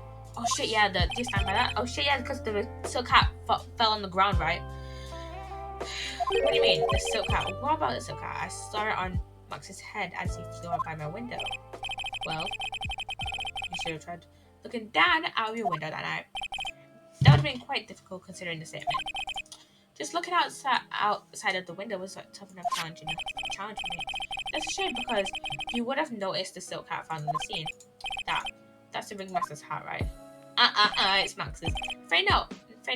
No matter how you look at it, this is Max's silk hat. Where you got with this, Mr. Wright? I've seen that Max has 2 silk hats. No. This is a handmade, one-of-a-kind model made only for Max Galactica. Which means Acro. You've been fibbing on the stand. Order. Objection! As always, it looks like someone just had to open their mouth before thinking, are you okay, Nick? Well, I opened my big mouth and now I have to back it up. How about it, Mr. Wright? What would have caused this witness to commit perjury in this court today? Who's the real culprit? Your Honor, on this occasion, the defense accuses Acro himself. On this occasion, accuses Acro? What in the world are you accusing him of? Absolutely accusing him of the murder of Mr. Barrett. Right, are you serious? Deadly serious, Your Honor. I think your trips to the circus have served you well. You seem to have learned how to try and grab at an audience's heart and mind. Your Honor, don't allow yourself to be swayed by theatrics. Trying to wow a crowd with smoke and mirrors is the oldest bluff in the book. Really? If you don't believe me, just look at the witness. He's calm enough for it to be almost scary. He is staying rather calm and collected. Mr. Dingling, do you have any response to the defense's accusations? I don't really say anything, do I? What do you mean? Everyone, take a good look at me. I can't even stand up by myself, let alone leave the lodging house. That's true. I understand that Mr. Wright is just trying to help his client. But to do this by accusing me of a murder of all things. See? Even a sliver of common sense makes it clear the accusation is ridiculous. It's ludicrous, whatever she said. She started way to pick on the disabled, you heartless poor man. Phoenix? See that, Mr. Phoenix, right? If you're trying to drum up support from the peanut gallery, that's how you do it. I think that's enough of this little game. I got Doc's note to confirm that Acro is unable to stand under his own power. Maybe the defense is planning on making a claim to counter this as well. Okay, the defense now. Acro had an accomplice. What do you say, Mr. Did Acro have an accomplice? I'm going to say yes. Is it possible for Acro to be the murderer in this case? If that's the case, then it's natural for one to consider possible accomplices. You don't say. Not good, not good. This isn't going to end well. Don't tell me you think you're going to get off easy. What? You must have heard that sound just now. Maybe it's not listening clear enough. The sound of you falling into your own trap can be hard to notice sometimes. Mr. Wright, it seems as if you won't be stopping at Acro, but will be making other accusations. If Acro did not have an accomplice, things... I understand, Your Honor. Very well. Let's continue. Who perchance would happen to be Acro's accomplice? Money. You don't say. Uh-oh, this is silly. Very, very bad. Don't tell me you think you're going to get off easy. What? How did you hear that? Hear what? The sound of you getting caught in your own trap. What a splendid accomplice. I'm sure this accusation is built on the solid foundation. Yes, Mr. Wright. Do you have any proof that this person you accused was indeed an accomplice? Oh shit. I walk through.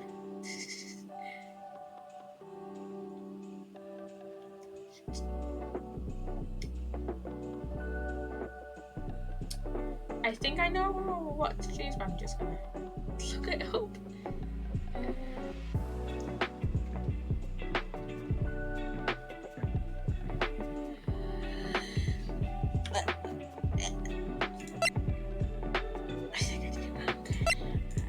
I did it wrong. Mr. Wright. Yes, Your Honor. This piece of evidence is lacking observation power. You didn't miss that sound, did you, Mr. Phoenix? Right? You know, sound of you seen in a pen. Shit. What are you doing, Nick? What do you think? Did Acro have an accomplice? No. Now then, this must be when we get to hear the name of the mystery accomplice. That was time fun, karma. What? You're not going to sucker me into this one. What are you blabbering about, Mr. Wright? There's no accomplice. Acro planned and committed this murder all by himself. Ardo, what are you getting at? Wait to keep them on our toes, Nick. I'm going to have to prove how it all fits together. I have to show how Acro murdered Russell Berry. Can you do it, Nick? Can you really do that? I know what I can't do. I can't stop now. If I stop attacking, I'm doomed. Alright then, let's do it. Mr. Phoenix, right? If this witness is the killer, then his eyewitness account is all lies, right? Mr. Wright, I'd like you to clear something up for me. When the crime was committed, exactly where was Mr. Dingling? In his room! He was obviously here the entire time. That's Acro's room? Pretty simple, eh? Acro wasn't able to leave the lodging house by himself. In that case, there can only be one correct answer. Acro didn't leave his room to kill the ringmaster. What, are you nuts? What say you, Mr. Dingling? It's an interesting theory. That's it? Considering that what you propose is impossible, yes, that's it. Mr. Wright. Yes, Your Honor. As a witness has stated, your assertion is impossible. As he is in a wheelchair, there is no way he could go to the scene and be the killer. You've got a point. It seems you've forgotten once again, Mr. Phoenix Wright. The defendant is placed by death as considered a crime. That's true. Most of the day saw Max Denny.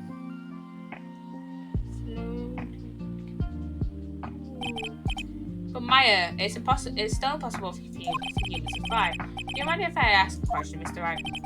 What is it? I understand some of your logic. However, how do you think that I killed him? If I can't leave my room, I obviously couldn't wear Max's costume. How did he do it? That's the next cause of this legal buffet. Be careful, Nick. If you mess up here, she's right. I can't mess up here. I've got to give this one some serious thought.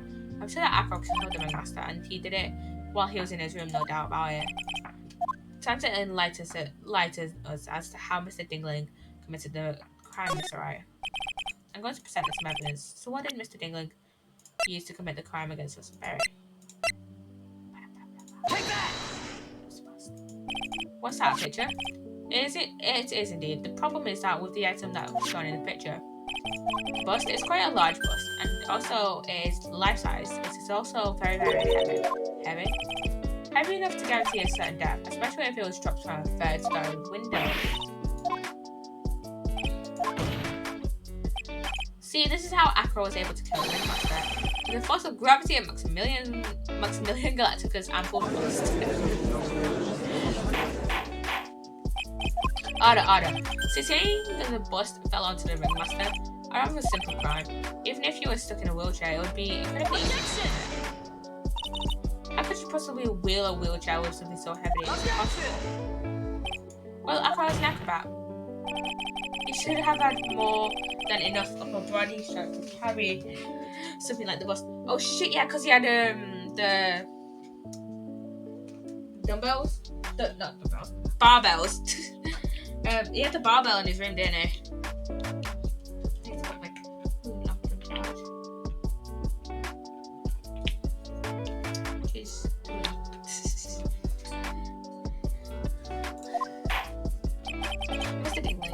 How do you respond to these charges? Well, Acro's at a loss for words. He should be. He knows I'm getting close to the truth. Well, oi! I didn't get a chance to finish that, Von Karma. I don't know what I say if I were you, Mr. Phoenix Wright. What? Your Honor, the physical health of the witness is material to this case. I demand that we get proper testimony from the witness himself. Testimony, sir. Von Karma. She's just using the testimony as a ruse to stop time. There's absolutely no need for such testimony. The defense has its version of the murder. The prosecution has the right to respond. The defense's objection is overruled. Why can't he see things my way? Wow. Mr. Dingling, I'm sorry, but we need to testify about your physical condition. If you have any doubts about your ability to testify, we can request expert testimony. The witness will have no problems, however. Let's all be respectful towards him. Thank you. That woman will sink to any load to win a case. She will, wouldn't she? Okay. I suppose I could have lifted something the size of that was. I have a strong upper body from working as an acrobat and only my legs are injured. However, lifting the bust and looking out the window would have been impossible. There's no way I could have exerted that kind of force on my lower body. That makes sense, and that makes it impossible for me to have known the location of the ringmaster's head. Thus, it would be unrealistic for me to drop the bust to him, don't you think? I have no doubts in regards to this witness's testimony. It was impossible for him to lift the bus and stick himself out far enough to look. Not to mention that he could not have known the location of the ringmaster's head. A single false step would have led to even more severe injuries. That's what I was thinking. What is your maternal opinion on matters, right? I still like to proceed with my cross-examination. It's simply stunning. It's shameful, really. So are you, Francisco. Can't let it get to me. I've got to focus. And you know what we do before witness testimonies, before cross-examinations, we save.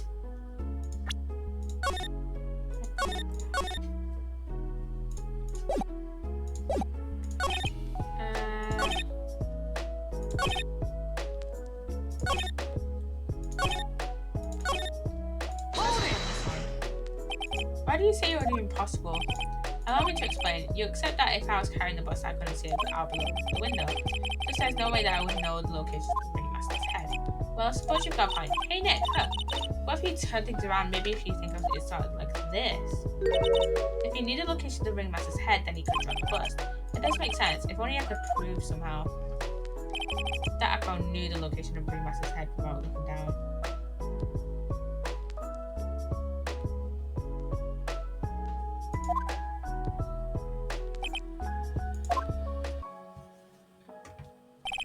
I think I've already explained things sufficiently. I think I have an idea. I literally already had an idea. Nothing. Acro, you didn't really need to lean out the window, did you? Why are you driving at, Mr. Wright? You already knew ahead of time where the ringmaster's head was going to be. Quite precisely, I knew that. Your silly hinting at things is pointless, Mr. Phoenix Wright. Enough stalling. How about you show us some evidence? But in fact, but I did such a good job hinting. Yes, hurry up and explain things, right? Maybe we should take a look at this. The key point is here is this wooden box. The same wooden box that the victim was found hunched over. The same. The question is, who placed the wooden box here? Who? When Ben and company saw the ringmaster, they didn't see him holding the box, which means that this wooden box was already placed at the scene of the crime. I have to admit that your theory makes a lot of sense. The moment that the bus came falling down, it was exactly the same moment that the ringmaster lifted up this wooden box. Which means that the answer to all these questions is now crystal clear. You mean, if the bus were to fall upon the point marked out by the wooden box, there would be no way that it could miss the head of the victim. No. It is right. Fran is right. Order. This is unbelievable. Finally, some of these loose ends are starting to tie themselves. I just gotta keep going, and there's only one way to go from here. Forward. So the next question I have is, who placed that wooden box at the scene of the crime? It was Mr. Dingling, of course. He connected it to a rope, and then all he had to do was lower it down. Allow me to wait. Mr. Phoenix, right? The ringmaster's head could have been anywhere when he lifted the box. That's why the box was so specifically made. Indeed, it has the most peculiar feature.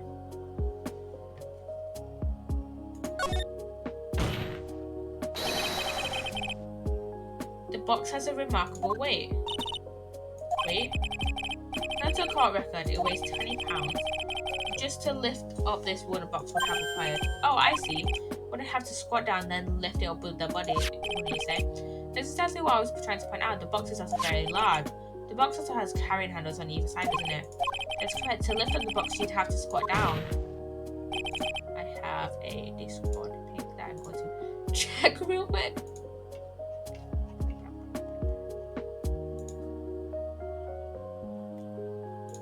Which means that no matter who you are, your head would be in approximately the same place. Fool. I swear her favourite word is fool.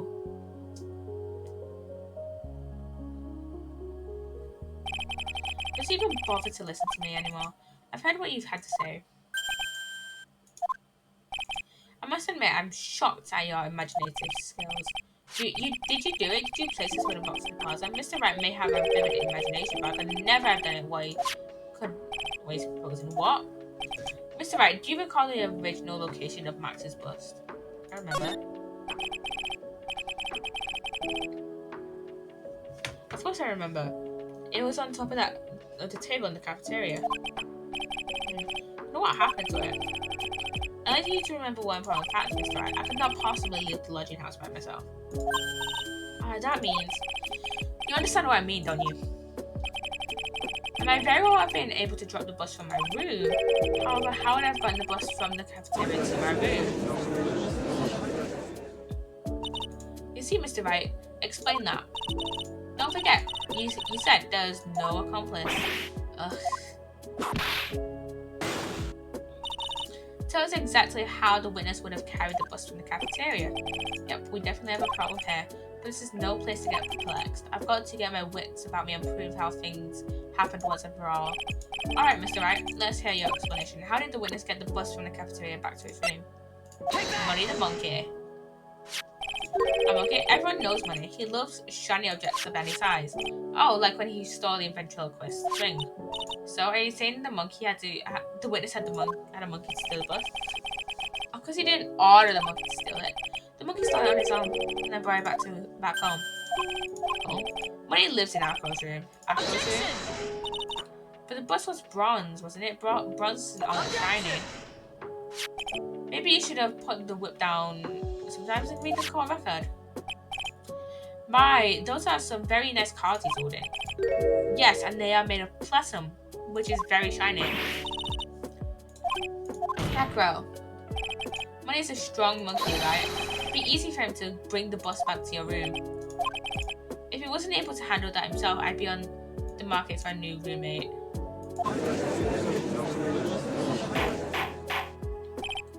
Order. I said order.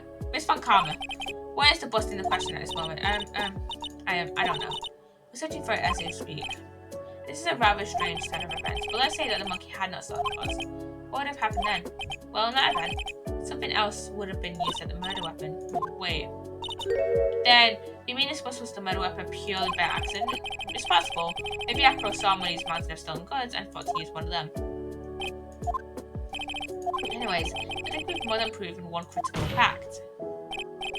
Namely, that it was entirely possible that Acro was the murderer. Moron. Mr. Wright's argument was so circular I'm still a bit dizzy. However, his argument does hold water, there's no denying that. Don't seem so flambozled, especially by this fraud of an attorney. Fraud? You've forgotten the absolute most important thing, Mr. Phoenix Wright. And what is that? You should know. You forgot that your fraud of a magical client was spotted at the scene of the crime. There's no reason to doubt the client's testimony. That's true. How do you respond to that, Mr. Phoenix Wright? Nick, don't lie about you now. I won't. This is my chance to turn this trial around. When the murder occurred, there was two people that seen the crime.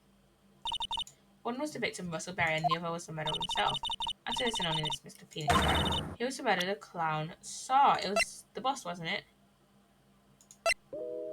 Take that! He saw Max.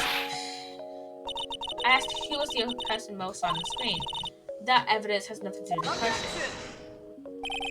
I've been traumatized. It does indeed have something to do with the question. Mo said that he saw Max's silhouette. But he did not actually see the man himself. It wasn't a human being he saw. How is that possible? It's simple, really. What Mo actually saw that night was Max's bust. What are you talking about? Have you tried using your brain at all in this case? The silhouette he saw was wearing a cloak. There's no reason why you couldn't attach your cloak to the bust.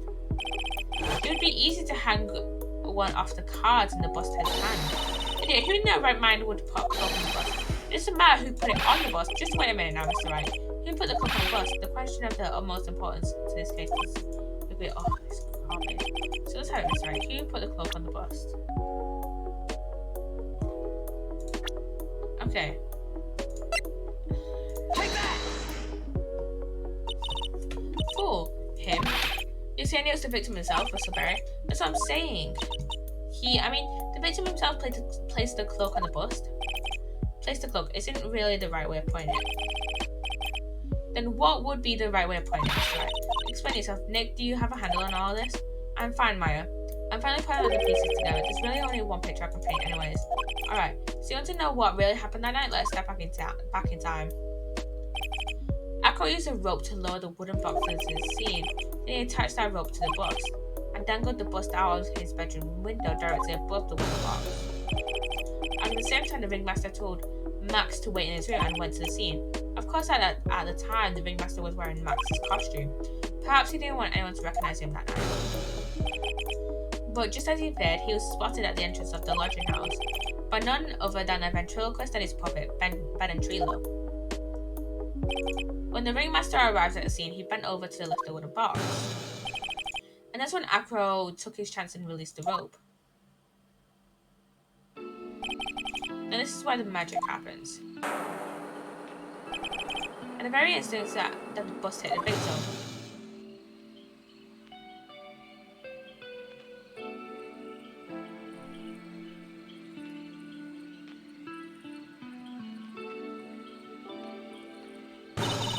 You wait just a second there, Mr. Phoenix, right? As much as you try, as much as you scheme, this isn't true, it can't be. It's still a little early to be getting upset, Miss Van Karma. The circus isn't over yet. What?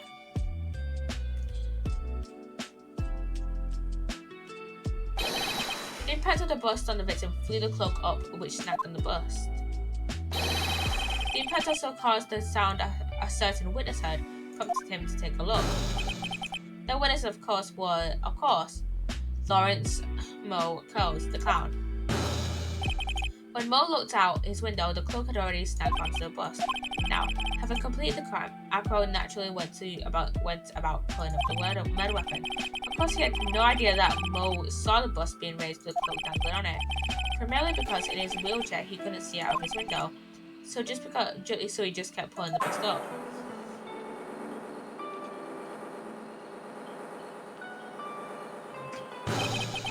And that is how the magical murderer disappearing into the sky came to be. So you see, the only person who could have pulled this off is the one person who was able to drop the murder weapon from above the crime scene. Acro, it could have only been you. It could only have been you. Acro's playing mind games with all of us. He sure has. He has come to the end of his rope now. So, what now? You've graced us with a rather long-winded tale. But do you have any evidence to prove that your fairy tale is true? Evidence? In the court, only two things matter: the power of evidence and the power of my whip. Don't forget the power of my gavel as well. Mr. Wright, the prosecution brings up a good point. Can we see some evidence? Nick, say he wants evidence. I just explained how there can only be one possible murder weapon, but is there something unusual about Mo's eyewitness account? Unusual? A contradiction, actually. Okay. Then use that and get out of this jam. That's enough talking amongst yourselves. Proceed, Mr. Wright. Since the evidence to the court that backs up your claims, I want hard proof that you have unraveled the trick to this magic case. The problem is Max's three symbols. You know, the silk hat, the cloak, and the white roses. Those symbols were a problem numerous times during yesterday's proceedings. Yesterday, there were two contradictions in Mo's testimony. The silk hat was one, the white roses were another. But the theory I just presented explains all of these contradictions. You fool, do you ever shut up? Max's silk hat was found on the scene of the crime. However, remember what Mo said yesterday? He testified that the criminal he saw fleeing the scene was wearing a silk hat. There's only one explanation for that. The silk hat that Mo saw was actually the bust.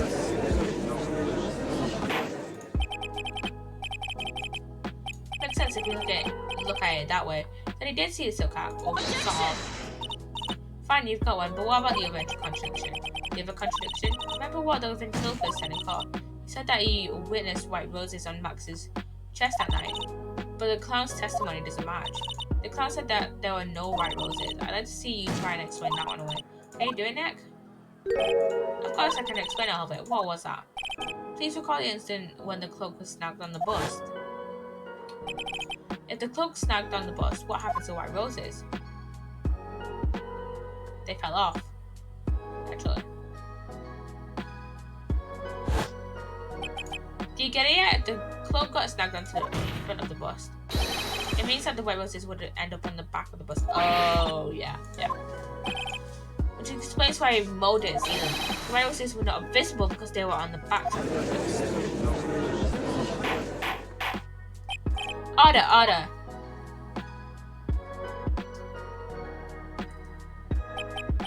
This is quite a shocking state of affairs.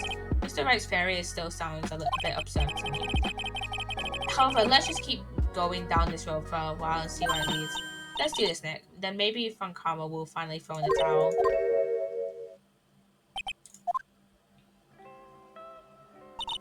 Well, so much for that theory.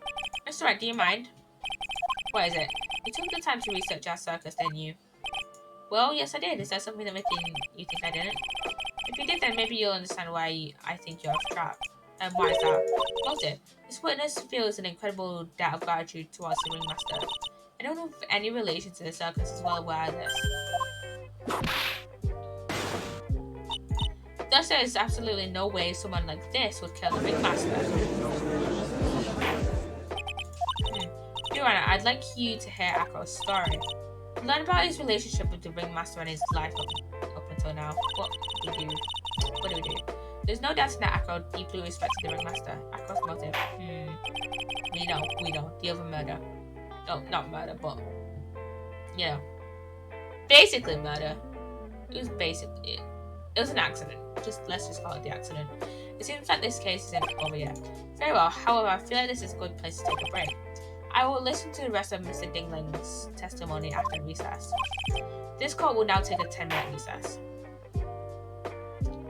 Okay, we only have one part of this case to go, which is the second part of the trial, and then we're finally done with this case.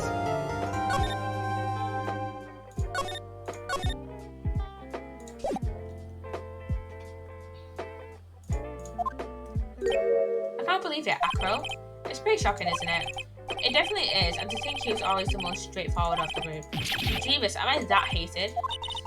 Acro tried to pin the murder on you on purpose. He did? But I'm nothing but a little nobody, you know? But you're not, which is kind of the reason why. Hey, pal. You gotta know me after I went to all this trouble to bring you some evidence. Detective Gumshoe. Forget it. I'm going home. This guy deserves to be guilty anyways. No, detective, I'm sorry. Look, why don't you relax a little? We've got some familiar testing. How about contract, detective? Well, if you insist. Now about the evidence you mentioned, what is it? Here you go. Huh? This was yesterday in Acro's room. It's the scarf. Yep. I've included the forensic results. Take a look at it later. Won't Miss Von Karma be mad that you're doing this? That's why this is all a secret, huh? Look, details are on a need-to-know basis, and we're not really allies or anything. But everything that's happened in court up until now has gone according to plan. I don't know, Miss Von Karma didn't seem in control of things in there just now. You figure it out eventually, pal.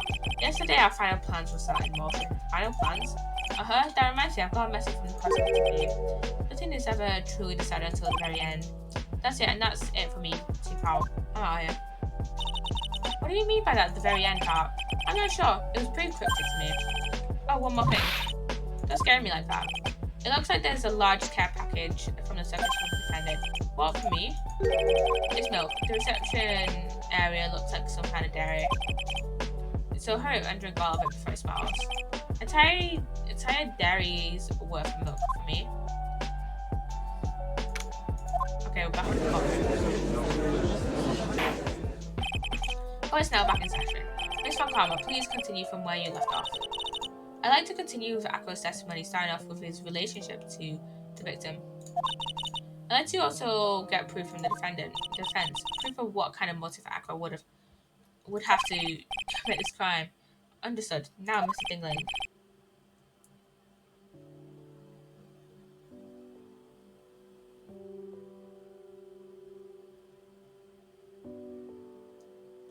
Yes, Your Honor. Please proceed with your testimony. Finally get to the motive. Wait, Nick, are you okay? Just do me a favor and don't ask questions you don't want the answer to. Witness testimony. When we were little, we were abandoned by our parents. That's when the ringmaster of the very big circus was very took us in. I became an acrobat at around 9 years old. I wanted to find a way to repay the ringmaster. That was my sole purpose in life. You said you were thoughtful, young man. As you heard, the witness deeply respected the victim. I wonder how anyone could think that Acro would kill the man he held in such esteem. Absolutely right. How could anyone think of this, right? Which is why there's no real need to focus on the examination. So, actually, that's a question I can't answer myself. Why would Acro kill the ringmaster? This might be my last chance to answer that question. No need to question it now. There's no need to question it now. There's no need to cross-examine this witness. What's that? Why was the ringmaster murdered? There's no need to delve into that bit of the testimony when I already know the answer already. Mr. Wright, let's ask your question. Go ahead, Your Honor. I'd just like to know, can you provide an explanation as to why Acro would want the ringmaster dead. Can't find one. Nick? Yeah, I didn't even have to think about it. It was obvious from the start. Your Honor, the reason that Acro killed the ringmaster is something that can't be proven. What? That's because Acro had no reason to kill the ringmaster at all. Your foolish attempts to fool us like foolish fools is so foolhardily foolish. Did you forget? You made an accusation against this witness, did you not? I believe it was, this is the real killer of Russellberry Ringmaster. If you want to jump to the end of things, then yes, that sounds about right. The end of things? Acro, you didn't plan to kill the Ringmaster at all, did you? The Ringmaster wasn't your target that night. What did you just say? I'm saying that the target of the witness's murderous paw was not the Ringmaster. Because it was never his intention to kill Russellberry to begin with. What? Order. Bailiff, I don't care who it is. Smack anyone who's loud in the face. Twice if you must. Mr. Wright, what in the world are you trying to do to my paw? Mr. Phoenix Wright, what in the world are you trying to do to his paw? I tend to imply that Acro was trying to kill someone else. Regina, he was trying to kill Regina. Take that! Regina Berry? This young girl is the ringmaster's daughter, correct? Acro, you were really aiming for her that night, weren't you? Objection! You don't need to answer that. It's a mean-spirited leading question. You could easily answer that question. If I'm wrong, all it has to say you're wrong is you're wrong. That's it. That's right, her. That's it, her, Mr. Phoenix, right? Enough, Mr. Wright. Allow me to. The only thing allowed to interrupt me is death itself. Huh? And that goes for you too, Mr. Phoenix, right? Show me evidence now. I want to know why Acro would want to kill Regina Berry. Yes, me too. I demand to see some proof. Present evidence that proves Acro was out to kill this young girl. The note. Take that! Acro, you remember this, don't you? It's a piece of paper that we found inside the ringmaster's tailcoat. Inside the victim's tailcoat. Acro wrote this note. It's ironically entitled to the murderer. Its purpose was to call someone to the plaza at 10 p.m. So you're saying that he called Russellberry with that note? Yes, but there's just one little problem. Acro did indeed place this note in someone's pocket. However, that someone was not the ringmaster. You mean it wasn't for the... That's exactly what I mean. The person this note was intended for was none other than Regina Berry. Order, Mr. Wright, this little theory of yours. It's the truth, Your Honor. It isn't a theory. Simply put, Regina didn't think the note was meant for her. Which is why the morning of the crime, she placed down the cafeteria bulletin board. That's when her father, the ringmaster, saw the note. Yep, that's correct. The ringmaster ended up in the plaza instead of Regina. And he was killed because of that mistake, instead of Regina. That's incredible. Remember the testimony that Acro gave us earlier today?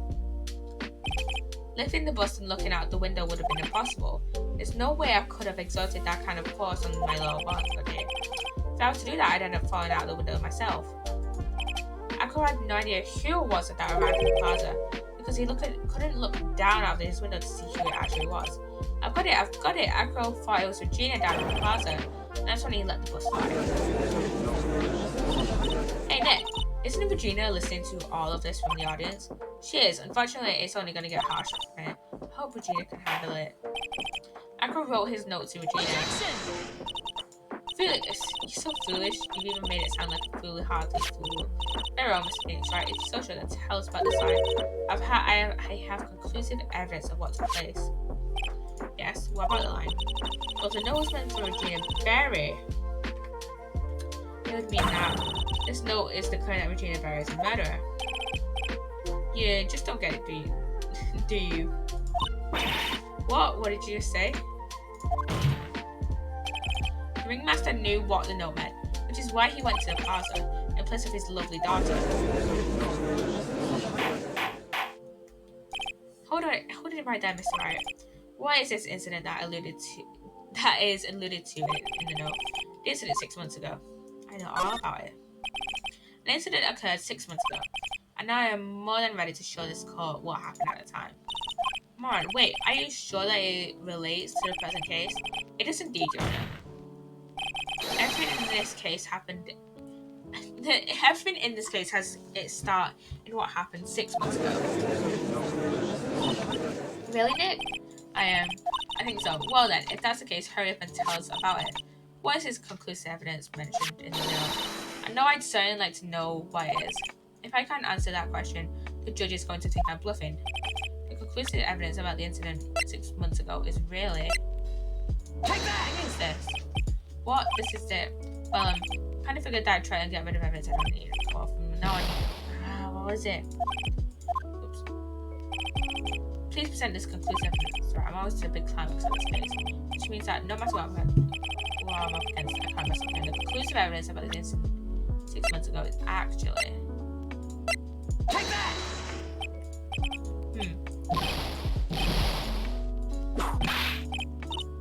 What kind of spicy joke is this, Mr. Phoenix, right? It isn't a joke at all. It's the decisive evidence you asked for. What do you mean? Recall that the victim was trying to take the wooden box from him. He was doing so because this piece of decisive evidence is what was inside. Another unbelievable conclusion. Very well, Mr. Wright. So what exactly are you saying?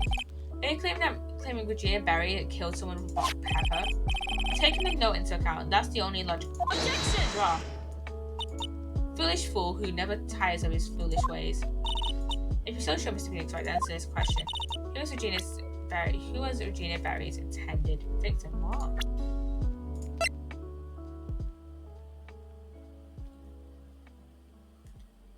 Take that! This is Acro's younger brother. What does this prove? His younger brother isn't dead. Technically, that's true. However, Bat has been in a coma for 6 months now. It's no stretch to see how Acro could feel that his brother is dead. Regina should do that too. You spend your entire life dreaming up new ways to be a fool. Naturally, the prosecution has looked into Acro's brother, Sean Dingling. 6 months ago, he was bit by a lion and fell into his current comatose state. A lion? Miss Regina Berry is an animal tamer by trade. However, no tamed animal in that position is ever trained to attack another human. They wouldn't understand the command. Moreover, Miss Regina could never do something like that. It's just not like, you know. So then what happened to Acro's brother? He's not the murder of attempted murder, he's the victim of an accident. I see. No matter what you do, no one seems to be going around here. Do you think what happened to Bat was an accident? Was actually an accident?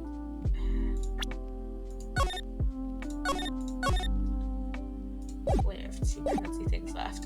There's more than that. Lion biting Bat was no accident at all. What?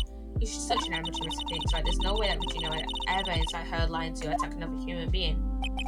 She may not have incited the lion to attack another human being, but Regina is responsible for making the lion bite Acro. What are we supposed to present here? Regina is responsible for making the lion bite Acro's Bat. Oh, the scarf! It literally says bat scarf stained with blood and a small quantity of pepper. This is why I'm gonna read item descriptions more often, guys. That's just a scarf. Acro. This scarf is something that Bat used to wear, correct? That's right. And who is the one that gave this scarf to Bat? Regina. Regina gave it to him. Regina. There's something more than just blood in this scarf, Your Honor. What that might be. Pepper. Pepper? Pepper. Regina gave the scarf to Bat right before the incident.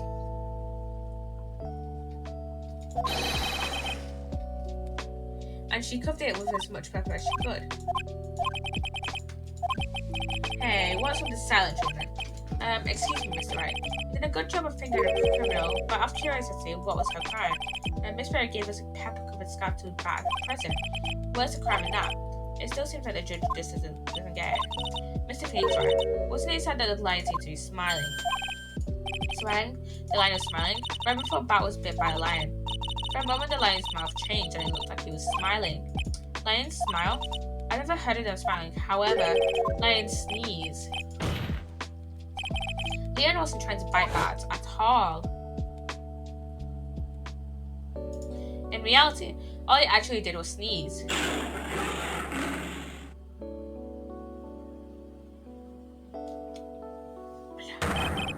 He sneezed because of all the pepper on the scarf. What? You fool.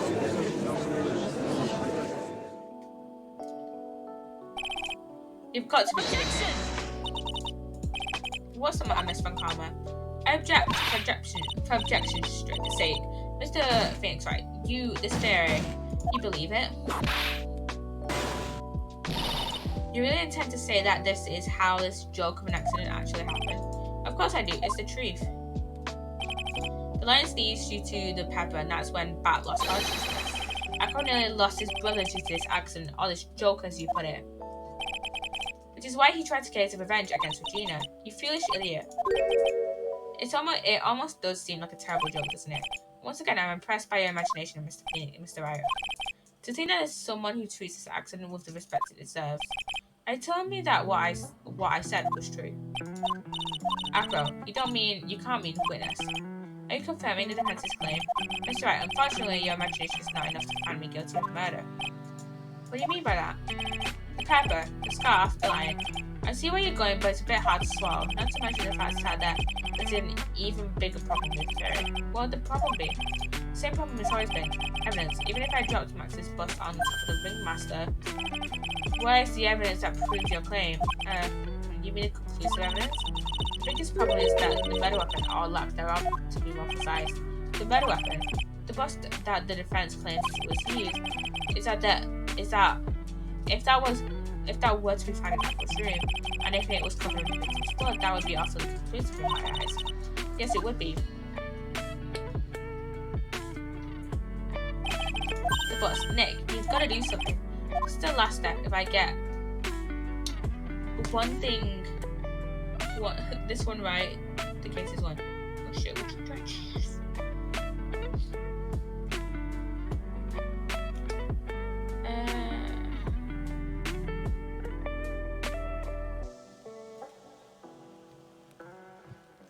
Okay, I remember how this case was about. It might be worthwhile to search Acro's room, but why are you going to search his room? It looks like you finally figured things out, don't you? Now you know the true meaning of Von Karma total justice, I guess. I figured with you that's the least I should expect. You'd leave no stone unturned. Von Karma never leaves anything to chance. We only searched Acro's room yesterday. What did you find? There's no reason to even say it. We found what you think we found in that room. Acro would not be here as a witness. But to put a point on it, Max's bus was not even in the room. The murder weapon one is still unaccounted for. You see, Mr. Wright, the bus wasn't in my room. Furthermore, Detective Dick Gumshoe executed the search by complete surprise, and we took Acro directly to the prosecution's office after that. Prosecutor's office, not prosecution. End of story. Just wait a second, something's funny about all of this. It looks like you lack the final nail to put into my coffin. But what about the scarf? What about the note? What about them, Mr. Wright? No offense, but the only evidence that is relevant here is that which pertains to the death of the ringmaster. You should know by now. Do something, Nick. Don't let this case slip away. The bus, where is it now? Where's the bus right now? You Phoenix, right? You know where the bus is. I'm sure you do. It's not even a single clue. How am I supposed to know where the bus is? It seems this case has come to a close. The defense's counter-arguments look to have fallen short. Thank you, Phoenix, for I'm terribly sorry, Mr. Wright. I think that brings to an end the cross-examination of this witness.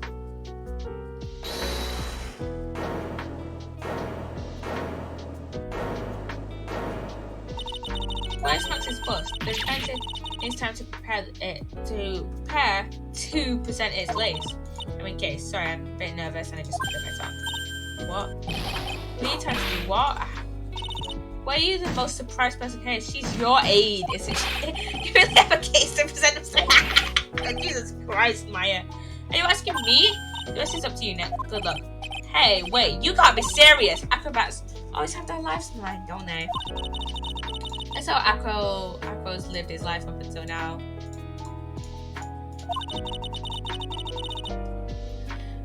Now it's time for us to walk across our tightropes. If we don't, we're certain to lose. Very well, the defense may proceed.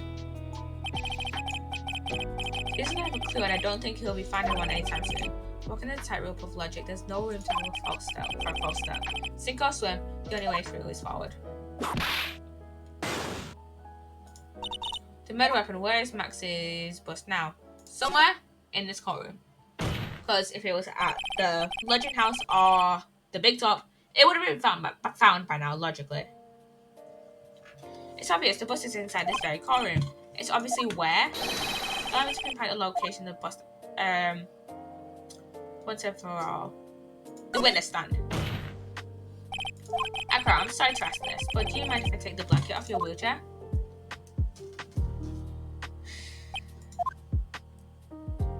Not gonna lie, if someone played this case for the first time, I don't see how that choice would have been obvious.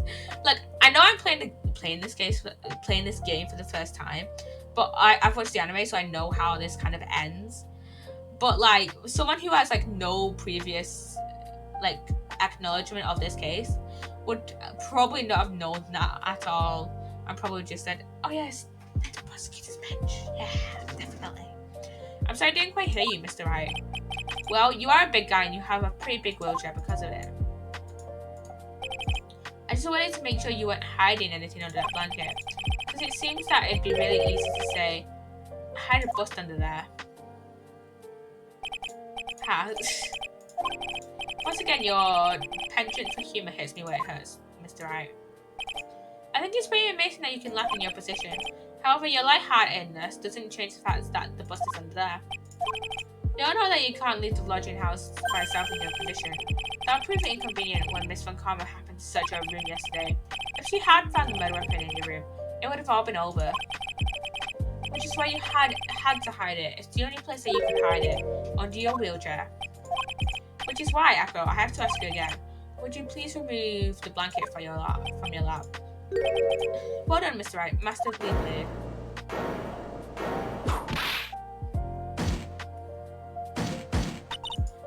You fool! How could you?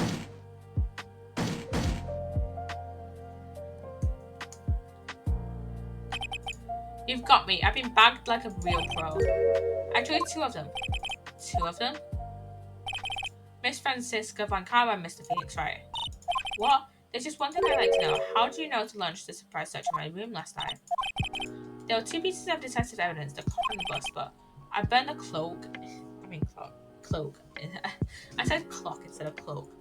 I burned the cloak in my room and threw the ashes away in the trash. Regina always took my trash out every morning, you know. But the bust, obviously I couldn't throw that away. When you executed your search, all I could do was try and hide the bust. And the only place I could hide it quickly was under this wheelchair.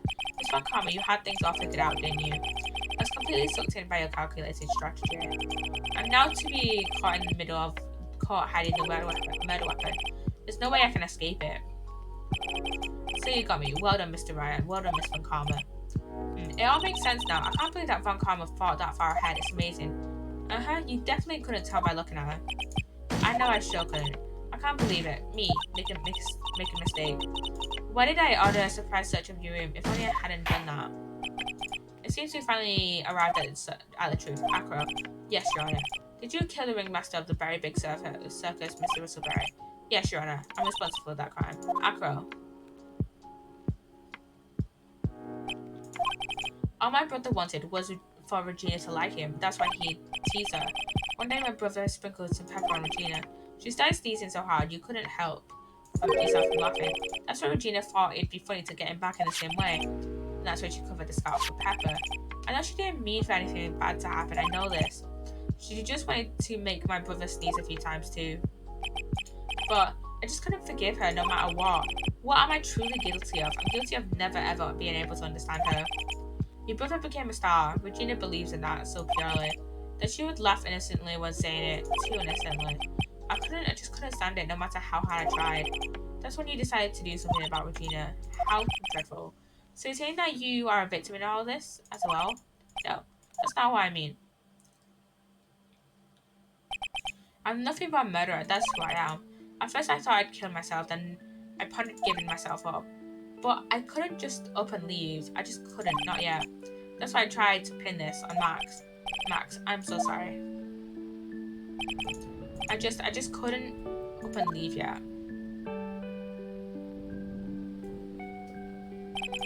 This has been such a strange case. It's almost a reflection of the circus itself. I'm an idiot. I can't believe it. You beat me. Again. I believe this case is now beyond any point of this possible discussion. Thus, I'd like to declare my verdict. Not guilty! Yeah!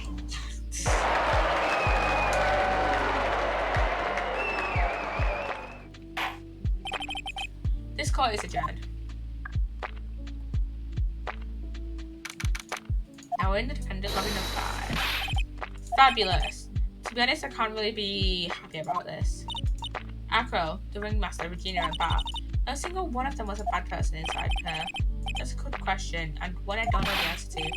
Many congrats, but only at max 1 million of them. Thank you. What's with the vibe in this room? I'm just thinking about Acro. No. If you worry about people too much, then you'll be like this forever and never be happy. Huh? Regina, no. She's been like this for a while now. Alright, it's not my fault. Sweetie, sweet pie. Fine, Acro. They're never coming back.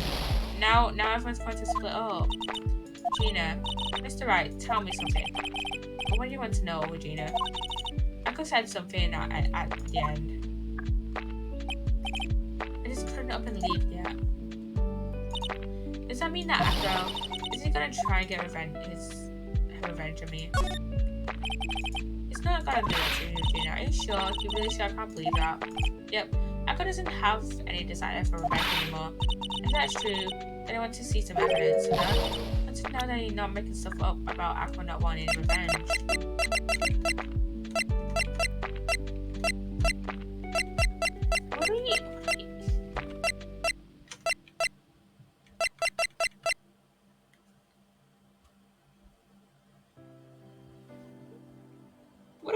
What I show for this? I don't fucking know.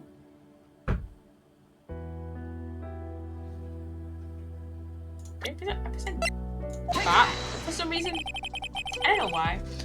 Acro didn't want to get caught for a reason. He wanted to see his brother.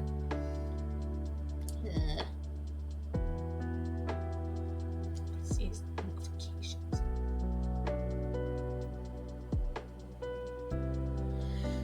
He wanted to see his brother open his eyes again. Bah.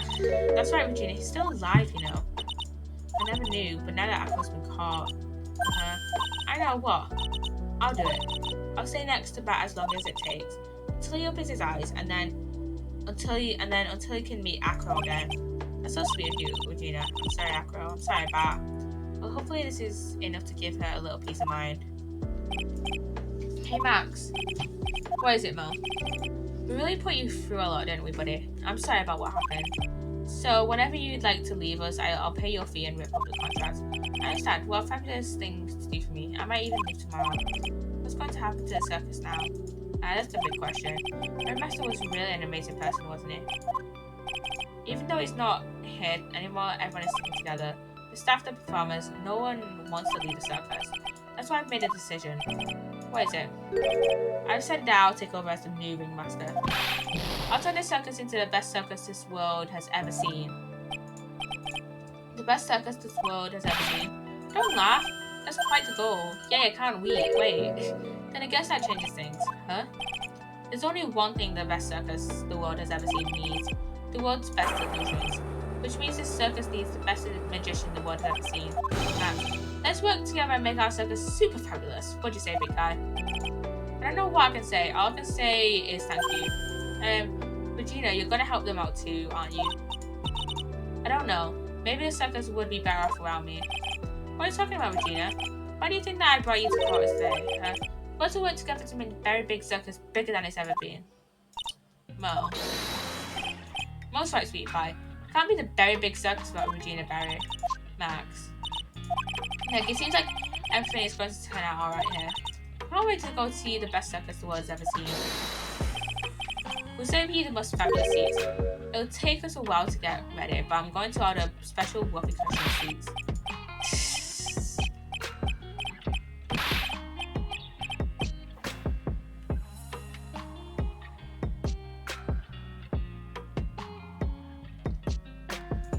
Let's see. What made the case? Yesterday's surprise raid. It really paid off, just like you said it would, sir. You had it all figured out, didn't you? It was just a theory. If Echo really was a killer, I thought this was the only way it could end. Especially if he was the defense attorney. This is Edgeworth, isn't it? You mean Mr. Wright? Of course. Well, detective, my plane is about to leave. I saw Mr. Acro's case. You need not worry. I plan to personally stop by the chief prosecutor's office as soon as I get back. It's Edgeworth! Understood, sir. I'll be waiting for you, Mr. Edgeworth. Yes! It's Edgeworth! Is it reading about Francisca? Episode 3, it's about Big Top. The end. That really... Oh wait, we only have 4? I thought we only had 5 in this one. We have Farewell My Turnabout. Which I'm gonna mute stream for a second. Just so you don't hear the... We have Farewell My Turnabout. Which, from what I can remember, is a pretty good case. So yeah. I think that this... Oh shit, yeah, now I remember it. Basically, it kind of forces you to start the next Ace Attorney case, and you can't. And at the start, it has like the intro, and it won't let me like go to the options menu until the like introduction to the case is over. And now I remember. I remember Farewell My Turnabout. So yeah, in a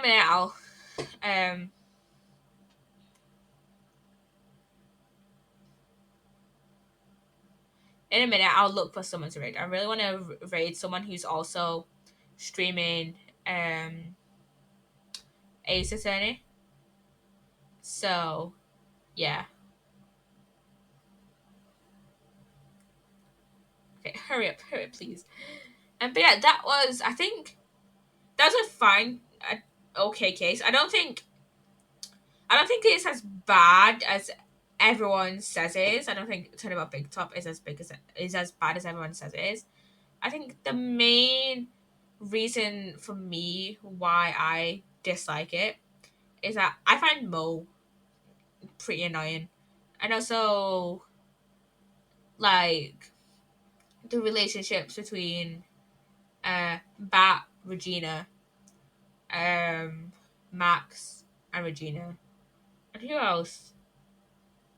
Trilo and Ben and Regina. Yeah, I just found those words.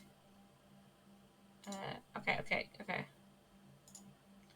Let me go to options and then title screen. And then, yeah. So, wait. Let me look up real quick. How many cases in Justice for All? Oh, 4. Okay. I thought this had 5. Okay. So this whole trilogy only has 14 cases, not 15. Like I had originally thought of. So, yeah.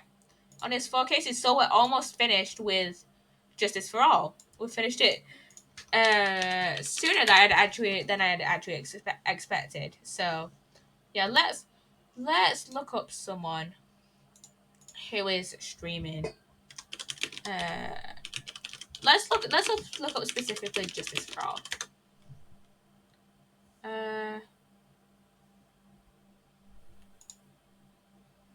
Okay, wait. There's one person streaming Farewell My Turnabout. Actually, I'm not gonna raid them.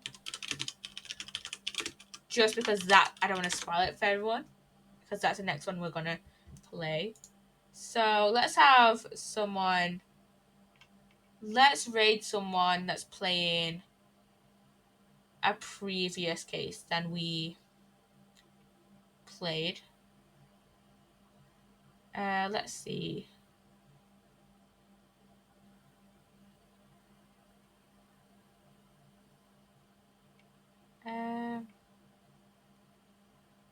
me see. Let me see. Who shall I raid?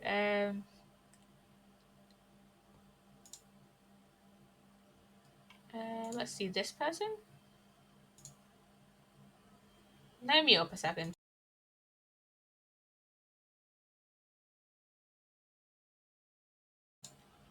Is okay. I don't think my why Twitch just paused on an ad.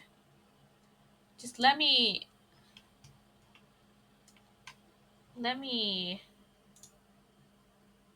Why is it pausing? Like on an ad. This is weird. I just want to raid this person, please. Please, just stop pausing on this ad. Please. It keeps pausing every like 5 seconds. I do want to raid this person.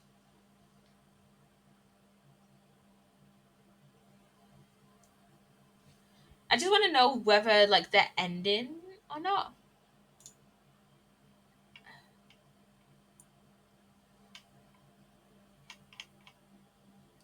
Come on, come on. I swear to God, it paused 3 seconds before the end. This ad was gonna end. Jeez, why is Twitch being so weird right now? I don't know why. Jeez.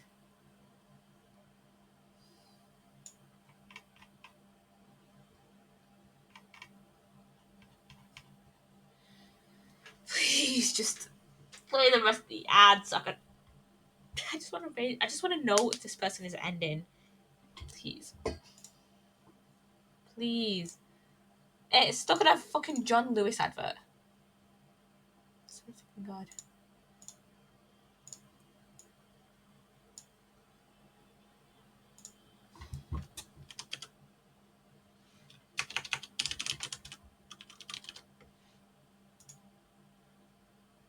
Let's see if the ad will pause on this other tab I've just made. Please don't. I swear to God.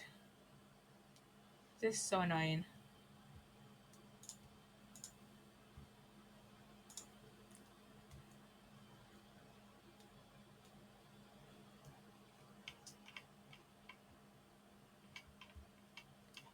Please. Oh my God. This is so annoying. Okay, I guess we're not raiding this person. We can try and raid another person though.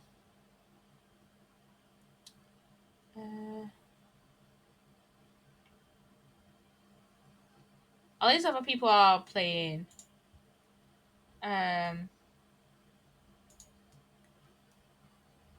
Trials and Tribulations. Let's see.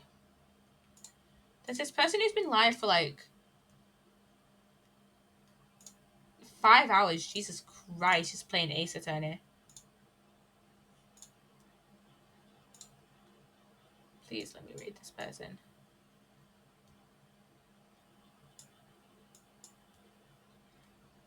Okay, I think the ad is ending finally. Let me see.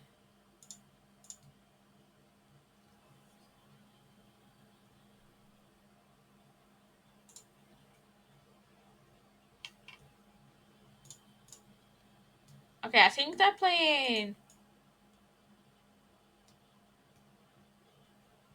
Okay, they're playing the same case as we just played. They're playing Turnabout Big Top. So let me see. Can I raid this person? Or is my internet just being kind of shit? Will it let me raid this person? Question is. Can I let me raid this person, please?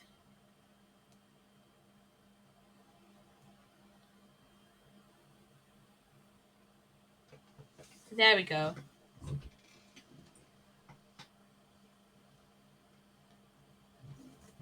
Let me see. All right, going to raid Journey. So yeah, I know nothing about this person, so let's just see. Yeah. Bye, guys. I shall see you guys next Friday for I think I'll do another Ace Attorney stream next Friday because we're almost at the end of Justice for All. So yeah, bye guys.